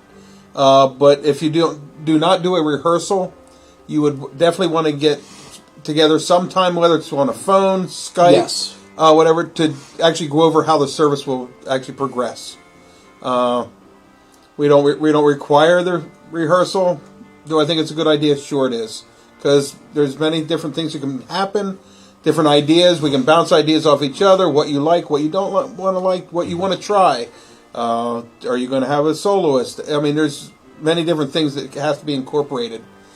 Yeah. So anything we know ahead of time is better. Exactly. And with us saying that, practice kind of makes perfect here. I'm going to go back. I just want to kind of go over everything with you guys really quick, because I know somebody just actually texted me and said that. What were those 8 questions again? The 8 questions you want to actually ask your DJ, first of all, how many weddings have you done? You want to find out, have you done more than like 1 wedding? If they say no, we got problems there. You want to make sure they've done at least a good dozen or so. That way you can find out, hey, is this DJ right for me? Does he have experience? You want to ask the DJ if he has references, because if he shies away from it and says, no, I don't have any references, or there's a 1 or 2 and he's kind of, a little bit of shying away from it, then he didn't make too many people happy. If you have a DJ that says, hey, I have as many references as you'd like, perfect, that's great. Then he made people happy. The thing that we're looking at here with insurance is a good thing to have because anything can happen, and it probably will. Just in case anything does happen from your DJ's side, you want to make sure they're insured, that they can cover things as well. The other thing that we're looking at is backup equipment. If they don't have backup equipment and the speaker goes out, you're going to be running on one speaker, which is basically not going to cut it. And the way electricity works and the way Ohm's law works and all that kind of good stuff, you're going to end up blowing out that other speaker really darn quickly as well. So those are some things you really got to consider there. We have backup equipment with it at all times. Legal music. Does he pay royalties or she? Yes, that is a big thing because long and short of it, if you are caught and you're the one who hired the DJ and they are caught, not only do they owe and you owe, and last time I checked, it was $50,000 per song, royalty-wise, for using illegal copies to get paid as an entertainer, because it's stealing from somebody who's actually working to make the money. You're stealing from an artist, because they actually took the time to write that song. It's like I said earlier, it's like asking you to go to work for a week and not get paid. I'm sure you wouldn't be happy about that, so you would want them to pay you for what you've done. Same thing with the music. That's why we pay all our royalties to ASCAP, BMI, and everything the way we do. We use legal music, and yes, we have a ridiculous amount of music. We have over 100,000 songs in our library in just one computer. We do also have karaoke and all that other stuff, and that's another, I don't even know, 40, 50, 70, I don't even remember how many thousand songs of karaoke. But karaoke's not that popular with weddings, but we have that, and we pay royalties for that as well. If you find out that the person does not have a contract or anything along those lines and doesn't have a planner and they just kind of write things down, that's a no-no. Run away. You want to make sure they're very thorough with what they do, since it all counts. Laura, also Meredith and Jennifer, yes, I will be answering your questions in just a minute. The DJ, is he full-time or weekend? Now, don't get me wrong. There's really nothing wrong with this other than contact point. I was a weekend DJ at one point because the weekend DJ works a full-time job, meaning you're not going to be able to contact him at 3 o'clock in the afternoon during weekday because he's at work. If he's a full-time DJ like we are, you're going to be able to contact them pretty much any day of the week, any time of the day. We are the only DJs I know of that are available in Pennsylvania 24 hours a day, 7 days a week, 365 days a year. If you have a question and you want to call me on Christmas Day at noon, go ahead. I'll pick up. And I've had a ton of people, if you look at the reviews, that said, I can't believe you actually picked up the phone and answered me. Because that's what I do. I want to make sure that you guys are happy. So that's kind of what I do. Can I give music suggestions or can you take requests? That's a big thing. If the DJ says no, he has a limited library. And you want to stay away from that because your guests are all ages, all sizes, all backgrounds. You know, they like all different kinds of stuff. So you want to make sure that they can make them happy. Does he take requests? If he takes requests, that's, you know, a positive. If they take suggestions from you and you can give suggestions and back and forth, you know, that's one of the things you got to push and pull is essentially what that goes to. So those are things to actually consider as well. Let's see. I'm going to start answering some questions on here. First thing, I'm actually going to go to my phone. I apologize because I can see a lot of these better on the phone. Jennifer, we answered you, I think, where are you guys located? Yes, it's basically above Hershey, above Harrisburg, that area. Pottsville, Yingling Beer, we're only 20 minutes away from there. There you go. That's where that's made. And we travel all over the place.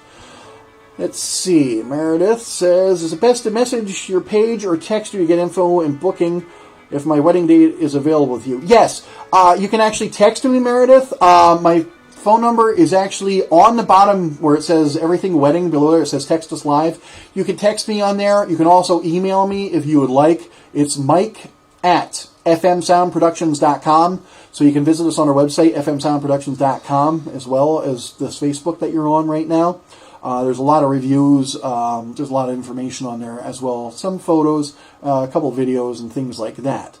So yes, you can contact me via text message, through Messenger, whatever you want to do. We're going to answer you. That's not a problem.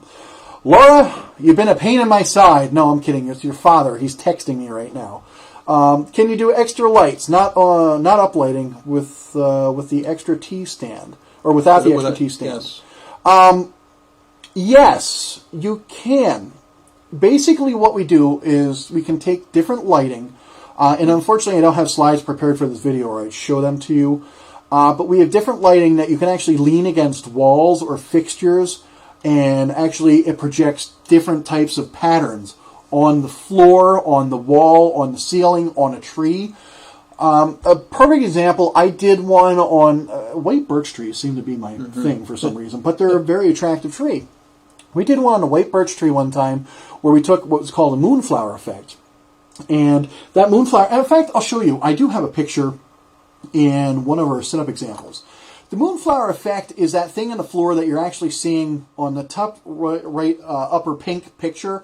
The little thing that's like blue with the red cross on that on the floor is kind of blinded out or blended in with the other lighting because it was so bright. But you can take that and it actually makes patterns on things. We can put that on walls. We can put it on different objects. There's other things we can do. We can do lasers on different objects without tripods or trusses. We can do different... we have something called a quad gem, which is basically also a good wall leaner. When I say that, it makes really cool patterns going in a reverse pyramid direction. So that can be done as well. So there's options there if you want to do things like that. So, you got an idea there. Do we have backup personnel, like if you get sick or something happens? Absolutely. Not only do we have him, but we do have other DJs as well. So don't worry about it. I brought him along because he's the officiant. I wanted him to get all dressed up. So yes, we do have backup equipment. We have backup DJs. We have backup everything. Backup vehicles. We're ready for anything. We just hope we never have to use it. But if we do, not a big deal. We can do that. So hopefully that answers your question, Jennifer. Let's see. I really have the perfect room. Oh, Brenda, you have the perfect room. And he's sitting to the left of me right now. Anyway. So, let's see what we got here. Is there a cancellation fee? Jennifer, here's what ends up happening. With us, there's a $250 deposit. Now, it is a no-refund deposit. Basically, if you pay us in full, like, say you pay us $8 billion, we're going to give everything back to you except for that $250 to hold your date. Now, there are certain exceptions here.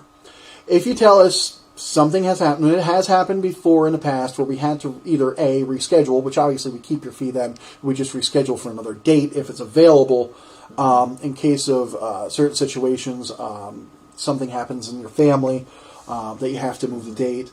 Those are situations that we can, based upon what we are given with information. So, but yeah, it's a $250 fee to reserve the date. The rest of this stuff is due 30 days beforehand. However, we do a little promotion for you guys. If you decide to pick a package with us, and you decide to pay the thing in full right up front, we actually give you not only a nice deep discount, we actually throw in some extras for you guys. And that's just the way we've done it for years, and everybody loves that. We also have a monthly payment plan where you can actually have payments come out of your either checking account or ACH debit, or we take every credit card you can think of, even American Express, because we do everything for the convenience of our clients. We want to make sure everything is easy. Everything's either online, electronic, we can meet you face-to-face, we can Skype, we can do whatever it takes.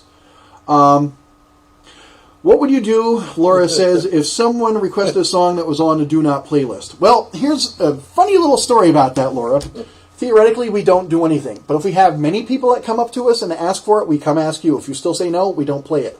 However, I had one instant my entire career that kind of scorned me for life. And let me explain it to you.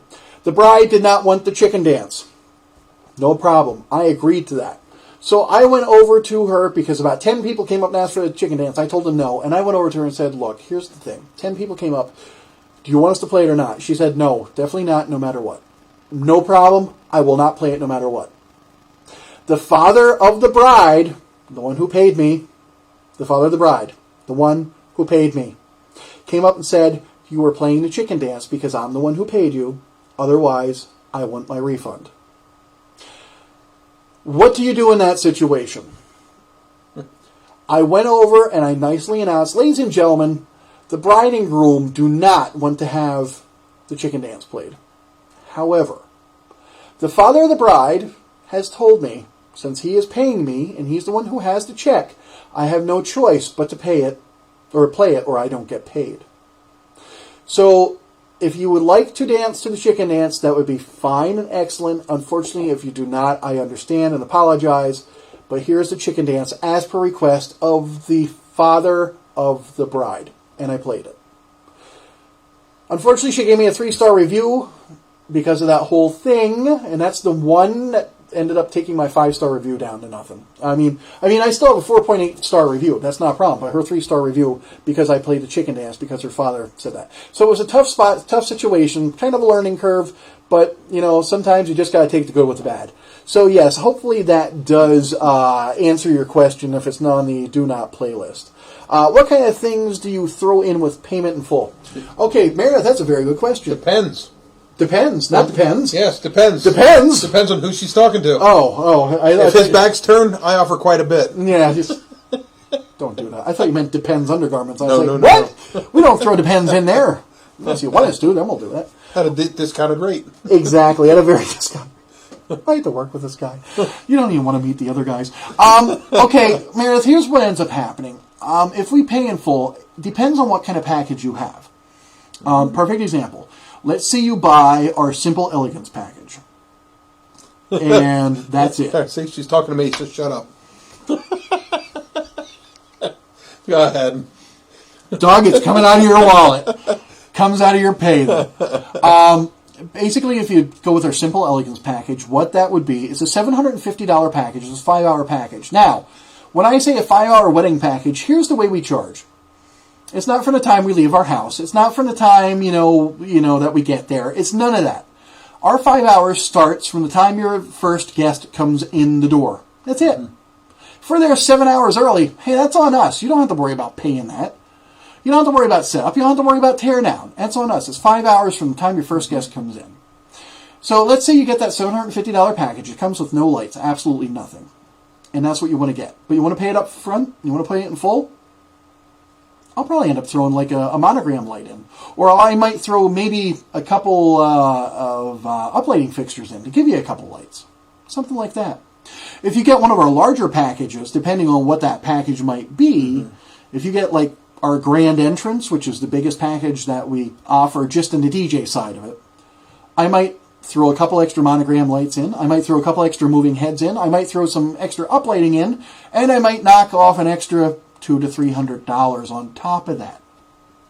Once again, it's up to you.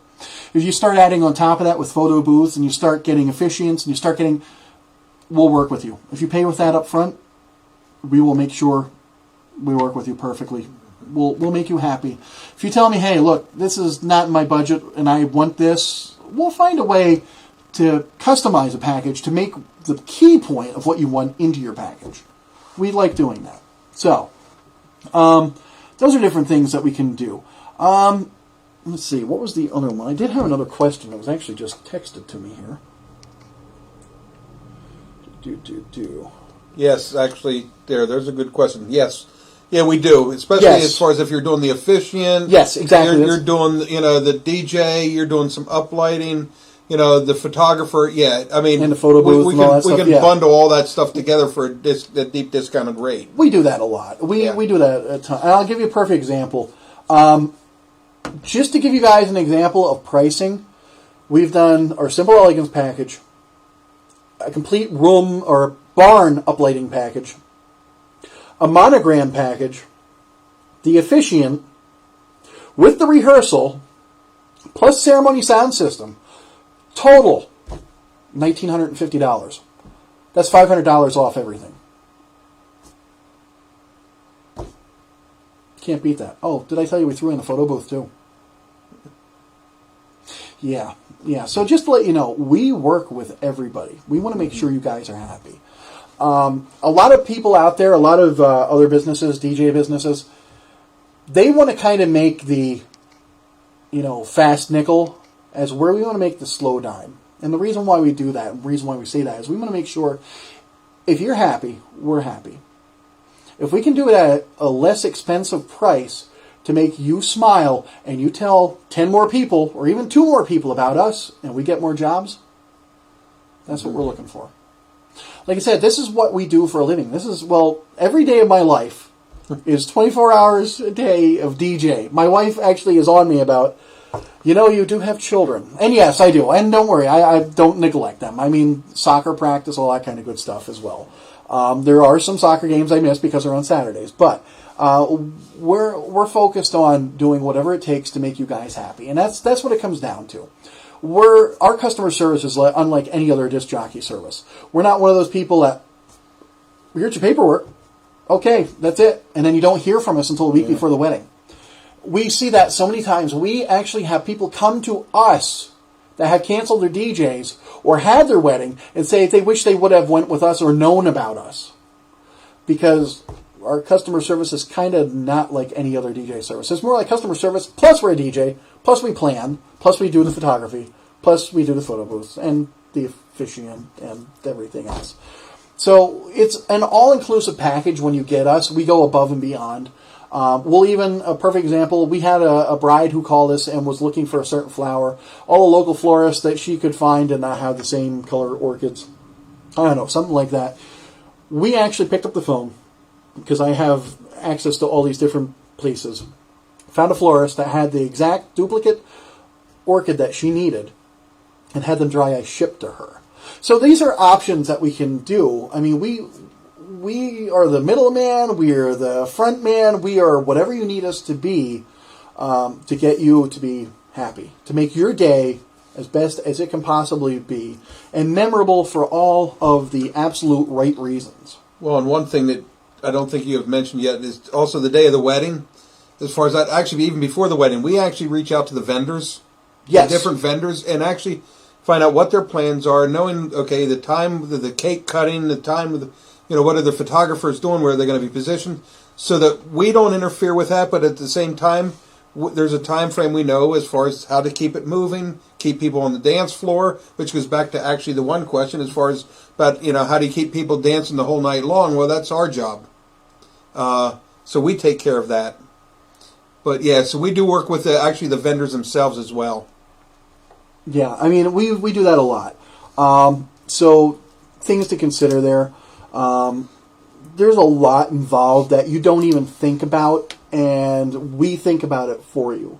And the reason that we do that is because we've done so many weddings that we know what is, what isn't, what we can, what we can't. So just something to consider. When you get us, you're getting more than just a DJ. So let's see, what other questions do we have here? Now, I know we have some people that are just, Laura, what consists in your photo booth? We actually answered that earlier, but I'm going to go over that again really quick. Yes, Jesse, I'll get back to you as well. Our photo booth is basically a 5x5 pop-up. It's black in color. We can do backdrops, we can do props, we can do anything you want. It's all touch screen. It does have the sublimation dye printer, which means they're real photos. They're not the ones like inkjets that smudge, smear, and all that. And they will cut off in little strips, so like an actual photo booth. We also include a thumb drive with all the photos at the very end for the bride and groom. And we actually do a scrapbook that the guests can fill out a scrapbook and put their photos in your scrapbook. And we'll have stickers there and different color pens and all that kind of stuff, just to make it a nice, memorable moment for you. $600 is what you're looking at right there for the photo booth, if you want to do that. The other thing, Jesse said, I missed some, but how does your payment thing work for payment types? Like, how much does it depend on what package? Okay, Jesse, to answer that question, it's $250 for a down payment. The rest of it's not due until 30 days beforehand. However, if you want to, what we can do is we can actually do the payment of whatever package you choose and split it into monthly payments until your actual wedding date. Meaning 30 days beforehand, it'll be paid in full if you want to do it that way. So if you pick, $1,000 package, it'll be split over that set amount of time per monthly payments.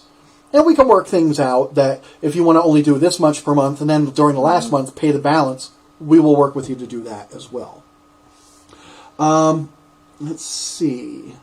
We use them for both. Oh, thank you, Helen. Yeah, that's right. I didn't even... So, yes, Helen's on here. She says, we used them for both my daughter's weddings. We were extremely happy. You won't be disappointed. Yes, Helen, actually, one of the pictures is the lower corner there of your daughter's one wedding there. And we were both there. Yeah, we all... three of us were there, actually. Three of us were at that one, actually. Yes. Yes, we like to have fun, and I'm sure Helen can definitely attest for that. We like to have fun with the guests. We like to interact. But we can be, laid back. We can do whatever you want us to do. Now, the other thing about us, we like to focus on elegance with the wedding aspect of it. We don't want to be the crazy guy up there with the inflatable air guitar. We can be if you want us to be, but we recommend that you kind of shy away from that. We don't discount that one. We don't discount that one, but it gives you an idea of things that we can do. We can play games if you want us to, but that brings attention to us. It's not our day. It's not about us. It's about you guys. And we want to make sure you're highlighting you guys. We want to make sure you guys are actually happy about that. Which, Helen, I'm so glad that you popped on and said that. So testimonial from, a mom of two daughters, and both daughters, we DJ'd both of the weddings. So thank you. Thank you for having us there. But we love to have fun. We love to make it unlike any other wedding that you've ever been to. Because every other wedding is a cookie cutter wedding, no matter what. I'm being honest. We like to think outside the box with everything we do. Everything we do is something different. It's not, no two weddings are ever the same. I guarantee that. You can even ask Helen that. Her both daughters' weddings, she didn't know what was coming next from one daughter to the other one. Because we didn't do the two the same way. Because if you've been to our weddings before, you're going to know what they expect. And I don't like that. I want to have an element of surprise for you guys. I want people to go, oh wow, what's next? It's just the way we are. Let's see. What do we got?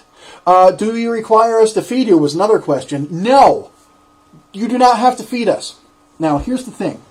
I will tell you why you do not have to feed us. Look at us. We're already fat. FM. Fat Men Sound Productions. There you go.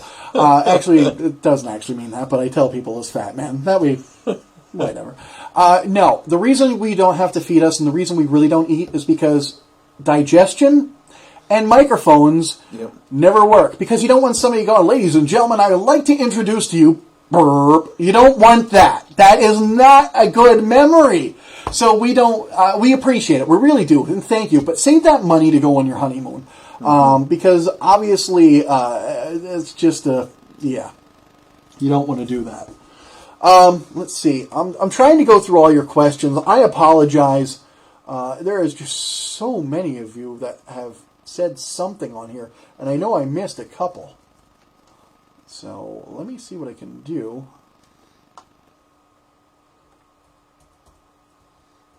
Wow. Set up and clean up. Yeah, we did answer that earlier. Set up and clean up, no, there's no charge for that at all. You don't have to worry about any of that kind of stuff.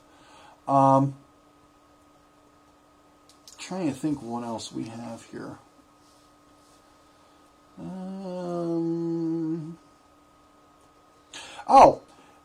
If we have a buffet, can we dismiss tables? Yes, actually, that's a very good question. Yeah. Here's something just to let you know. I'm going to kind of go back to this real quick here. So, if you have a buffet and you would like us to, dismiss tables, we can do that. However, there's a couple ways we can do it. Instead of going table one, you're now able to go to the buffet. Yeah, everybody can do that. Anyone can do that. We can do several different things. We can actually give you trivia, where we like to play with your guests and just have fun and break the ice. Or we can do other stuff as well. I'm going to start with the easy one, the trivia one. What we usually do, obviously the bride and groom go first, no matter what. And the bridal party, and then the immediate family, parents, grandparents, that kind of stuff. If you're sitting at round tables, here's what we like to do. We like to have fun with everybody if they're going to a buffet. Because what we'll do is go, ladies and gentlemen, just to let you know, I would like you to look around your table, find one responsible person, and have them stand up. Now, I'll play the Jeopardy theme really quickly, quick introduction to that. And then usually they'll find one person to stand up, and they have no clue what's going on. And what I'll do is say, ladies and gentlemen, do you see that one person that you trust at your table? They are the responsible individual for you eating tonight. And then what we'll do is we'll go over and we have a big stack of actual trivia questions that we go through, from the most silly to very difficult trivia questions. And we have fun. We tell that person that they're going to have to buzz in and get it correct to go to the buffet next. If they get it wrong, their table immediately goes last. However, we use questions just to test their buzzer. We'll say, ladies and gentlemen, just to test your buzzers to see if they're working. And they usually look around and go, we don't have buzzers. And they say, yes, you do. You have to go, really loudly with your mouth. So just to do that, we're going to test this by saying, what is the color of an orange? And usually there's a pause there, even though it's orange is the color of an orange, but it breaks the ice. And we go from there. And it creates a memorable moment and a nice, memory for everybody, photography, everything. Videographer, if there's one there. And that's a way to dismiss tables. Now, we make sure we do it with the blessing from the person serving the meal, whether it's the venue or whether it's an actual caterer. Because what we do is we tell them and we talk to them and let them know, we've done so many of these, we know not to make the line too long and not too short. We want to make it just right, sort of like Goldilocks. So we do that whole thing with them. The other way to do it, we can actually dismiss tables by certain songs being played on our sound system. You can theme it to rock and roll. Like, let's say Elton John's Crocodile Rock plays. Table number 8 has that thing on there. It says Crocodile Rock for their song for dismissal. Those are different ideas as well. We have so many ideas up our sleeve. It's ridiculous. There's so many things. We have something, instead of in lieu of clinking the glasses to get you guys to kiss, we do something called a paper kiss. Mm-hmm. We also do something called, you have to sing a song with the word love in it to have them kiss. Those are little things. The paper kiss is also in lieu of a dollar dance, if you want to do that. We can do capture the bride, those kinds of things as well. But once again, there's more detail involved with those things. I'll just give you a little example, and these are only the teasers. The stuff we really have, once you hire us, you will find out we have so much, and it's amazing what we have. The paper kiss works like this. I'll say, ladies and gentlemen, if you are looking for the bride and groom to actually kiss, they prefer that you do not tap the glasses. If you do, the bride will be around to collect a $10 fine for the person who taps the glass. However, they are doing something called a pay per kiss. $1 equals 1 second of kiss time.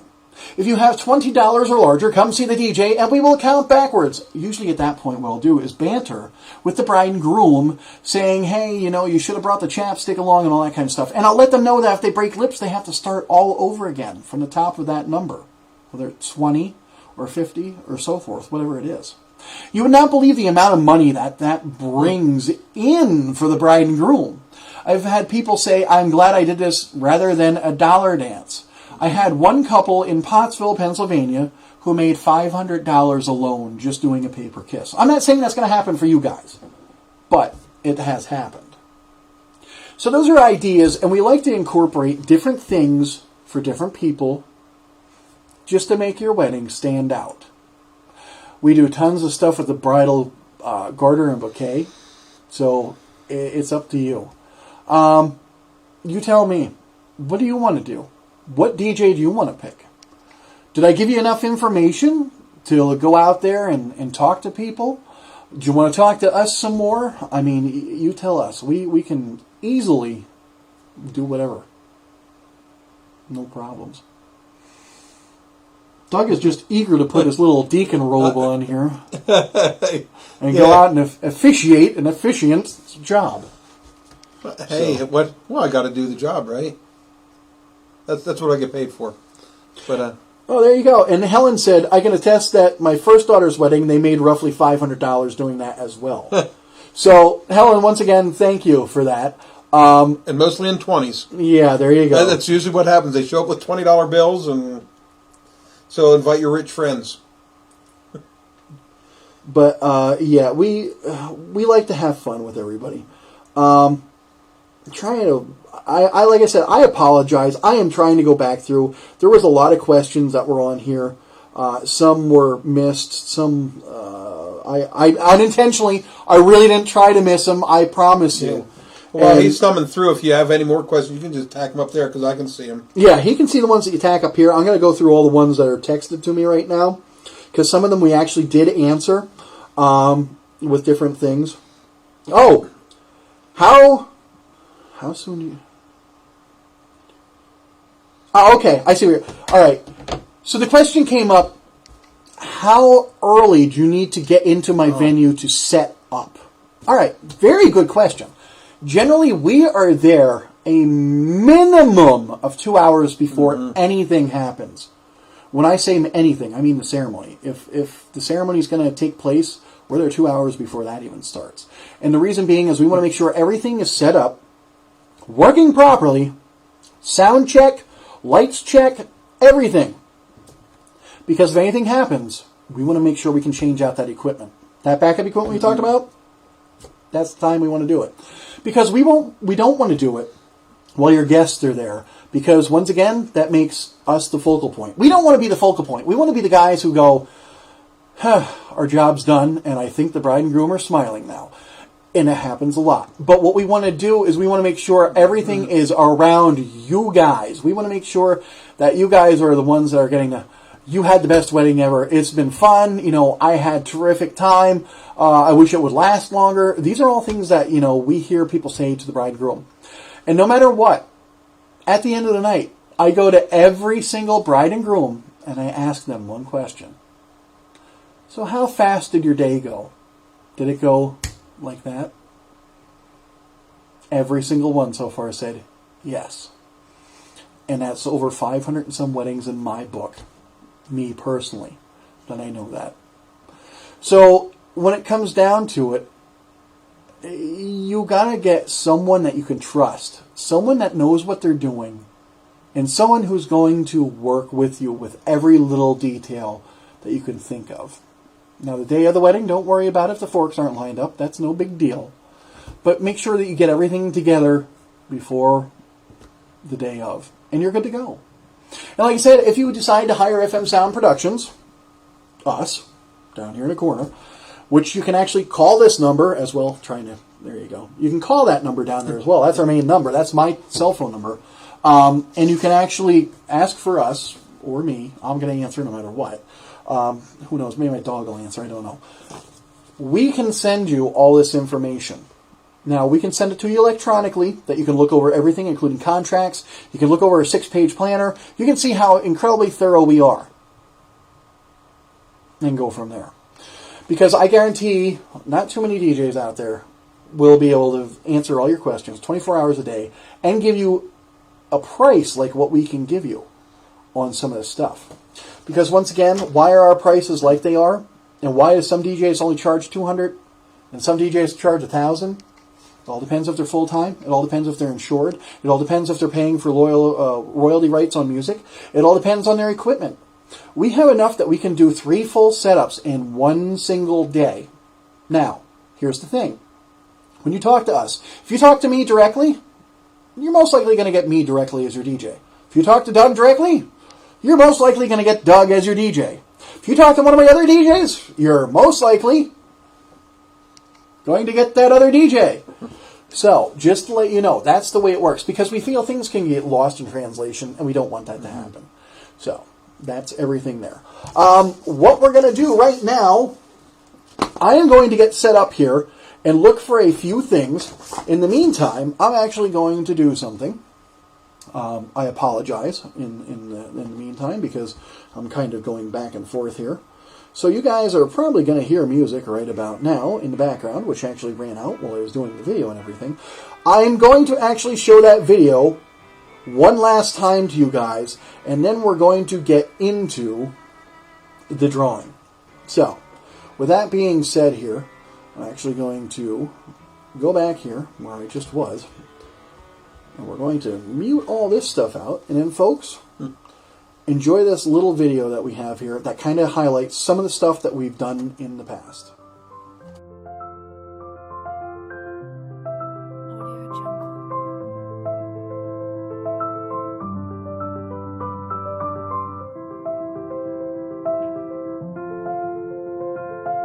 Audio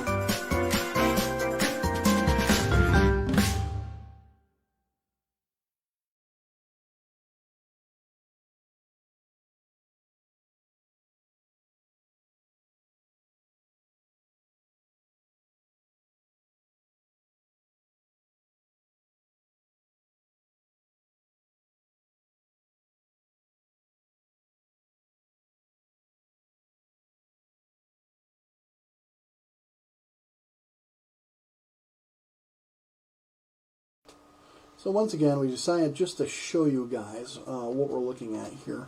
We're going to end up actually doing the drawing right now. I'm actually going to throw this into the generator. I was trying to do this on screen. Unfortunately, I just realized I can't broadcast my generator of random things on the screen right now, or I would do that. So I'm just going to let it do its thing. Let me actually get over here real quick where I need to be. And we shall do this. And here we go. The people that we have in are drawing right now. Meredith Willoughby, you're in there as well as Ben. Ben here, yeah, Sumney. Ben Sumney's in there. I didn't know if Laura got hers. Laura, I don't know if we have all of yours that came in there, but I know Laura's in there. Jen, you're right on the brink. So actually, I think I have. I'm looking at your. I'm looking for somebody for yours.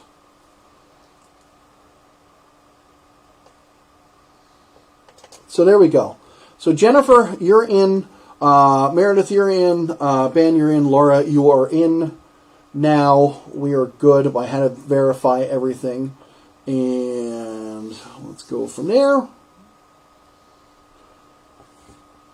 And the winner of the $500 credit will be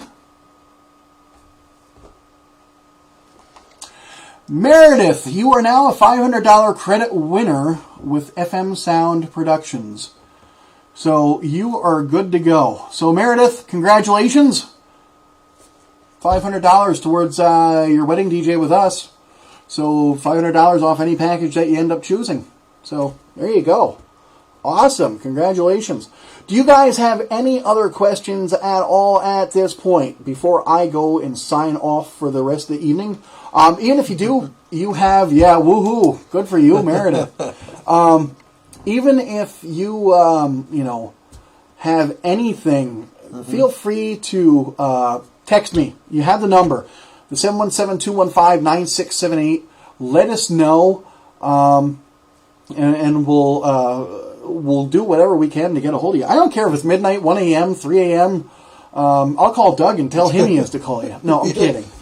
No, he won't call me. He'll text me because he knows my text volume's up louder. Yeah, the text volume's up louder. It plays like Popeye the Sailor or whatever it does. I don't even know what it is. So, all right, guys. Meredith, what I'm going to need you to do, I'm going to need you to, if you can, either message me at the page here, or also feel free to text me at this number. I'm going to need all of your information. I actually feel like I have it in my system here from maybe a show, one of our bridal shows that we went to. But still, I want to make sure everything's, on the up and up here. That I have all your information, contact, phone number, all that kind of good stuff. I'd like to know I know your wedding date somewhere in the comments, and, the venue and all that kind of good stuff. So we'll go from there. So, once again, let us know if you would like to see this again or anything similar to this. We're going to try and do these maybe once every so often, maybe 2 weeks, maybe a month. I'm not sure. We had a lot of positive feedback so far. Yes, thank you. Yes, from Carlisle Ribbon Mill. Yep. So thank you. Yes, Meredith. Give me a text on that, and we're good to go. So we're going to try and do these. I'm not going to cover the same stuff every time. I'm going to give some inside tips and stuff like that next time. This was kind of a broad one. And then go from there. So if there's anything you guys want to see, feel free to go online and comment on our Facebook page. Don't forget to share our Facebook page, like our Facebook page, and get people involved here, because it doesn't matter if they're just people who work in the wedding business. We're going to get information back and forth. We like to communicate with each other. We like to communicate with you guys and go from there. So, and while his back's turned, while you write the Facebook page, I'll give you a different price. Don't listen to him. Well, if he does, it's going to come right out of his paycheck, so I don't care. You'll be getting a $0 paycheck for the next 6 years. So, all right, ladies and gentlemen, thank you for tuning in so very much. We really appreciate it. And hopefully this was a good lesson for you guys. It was a nice little learning lesson for us. We appreciate all the questions that you had to ask us. And we hope to see you guys again real soon. Feel free, like I said, if you have any questions whatsoever, message us there. Give me a text message. Send smoke signals. Whatever you got to do to get a hold of us. And we'll be more than happy to help you guys. So good night. God bless to you guys. And hope you have a really good one.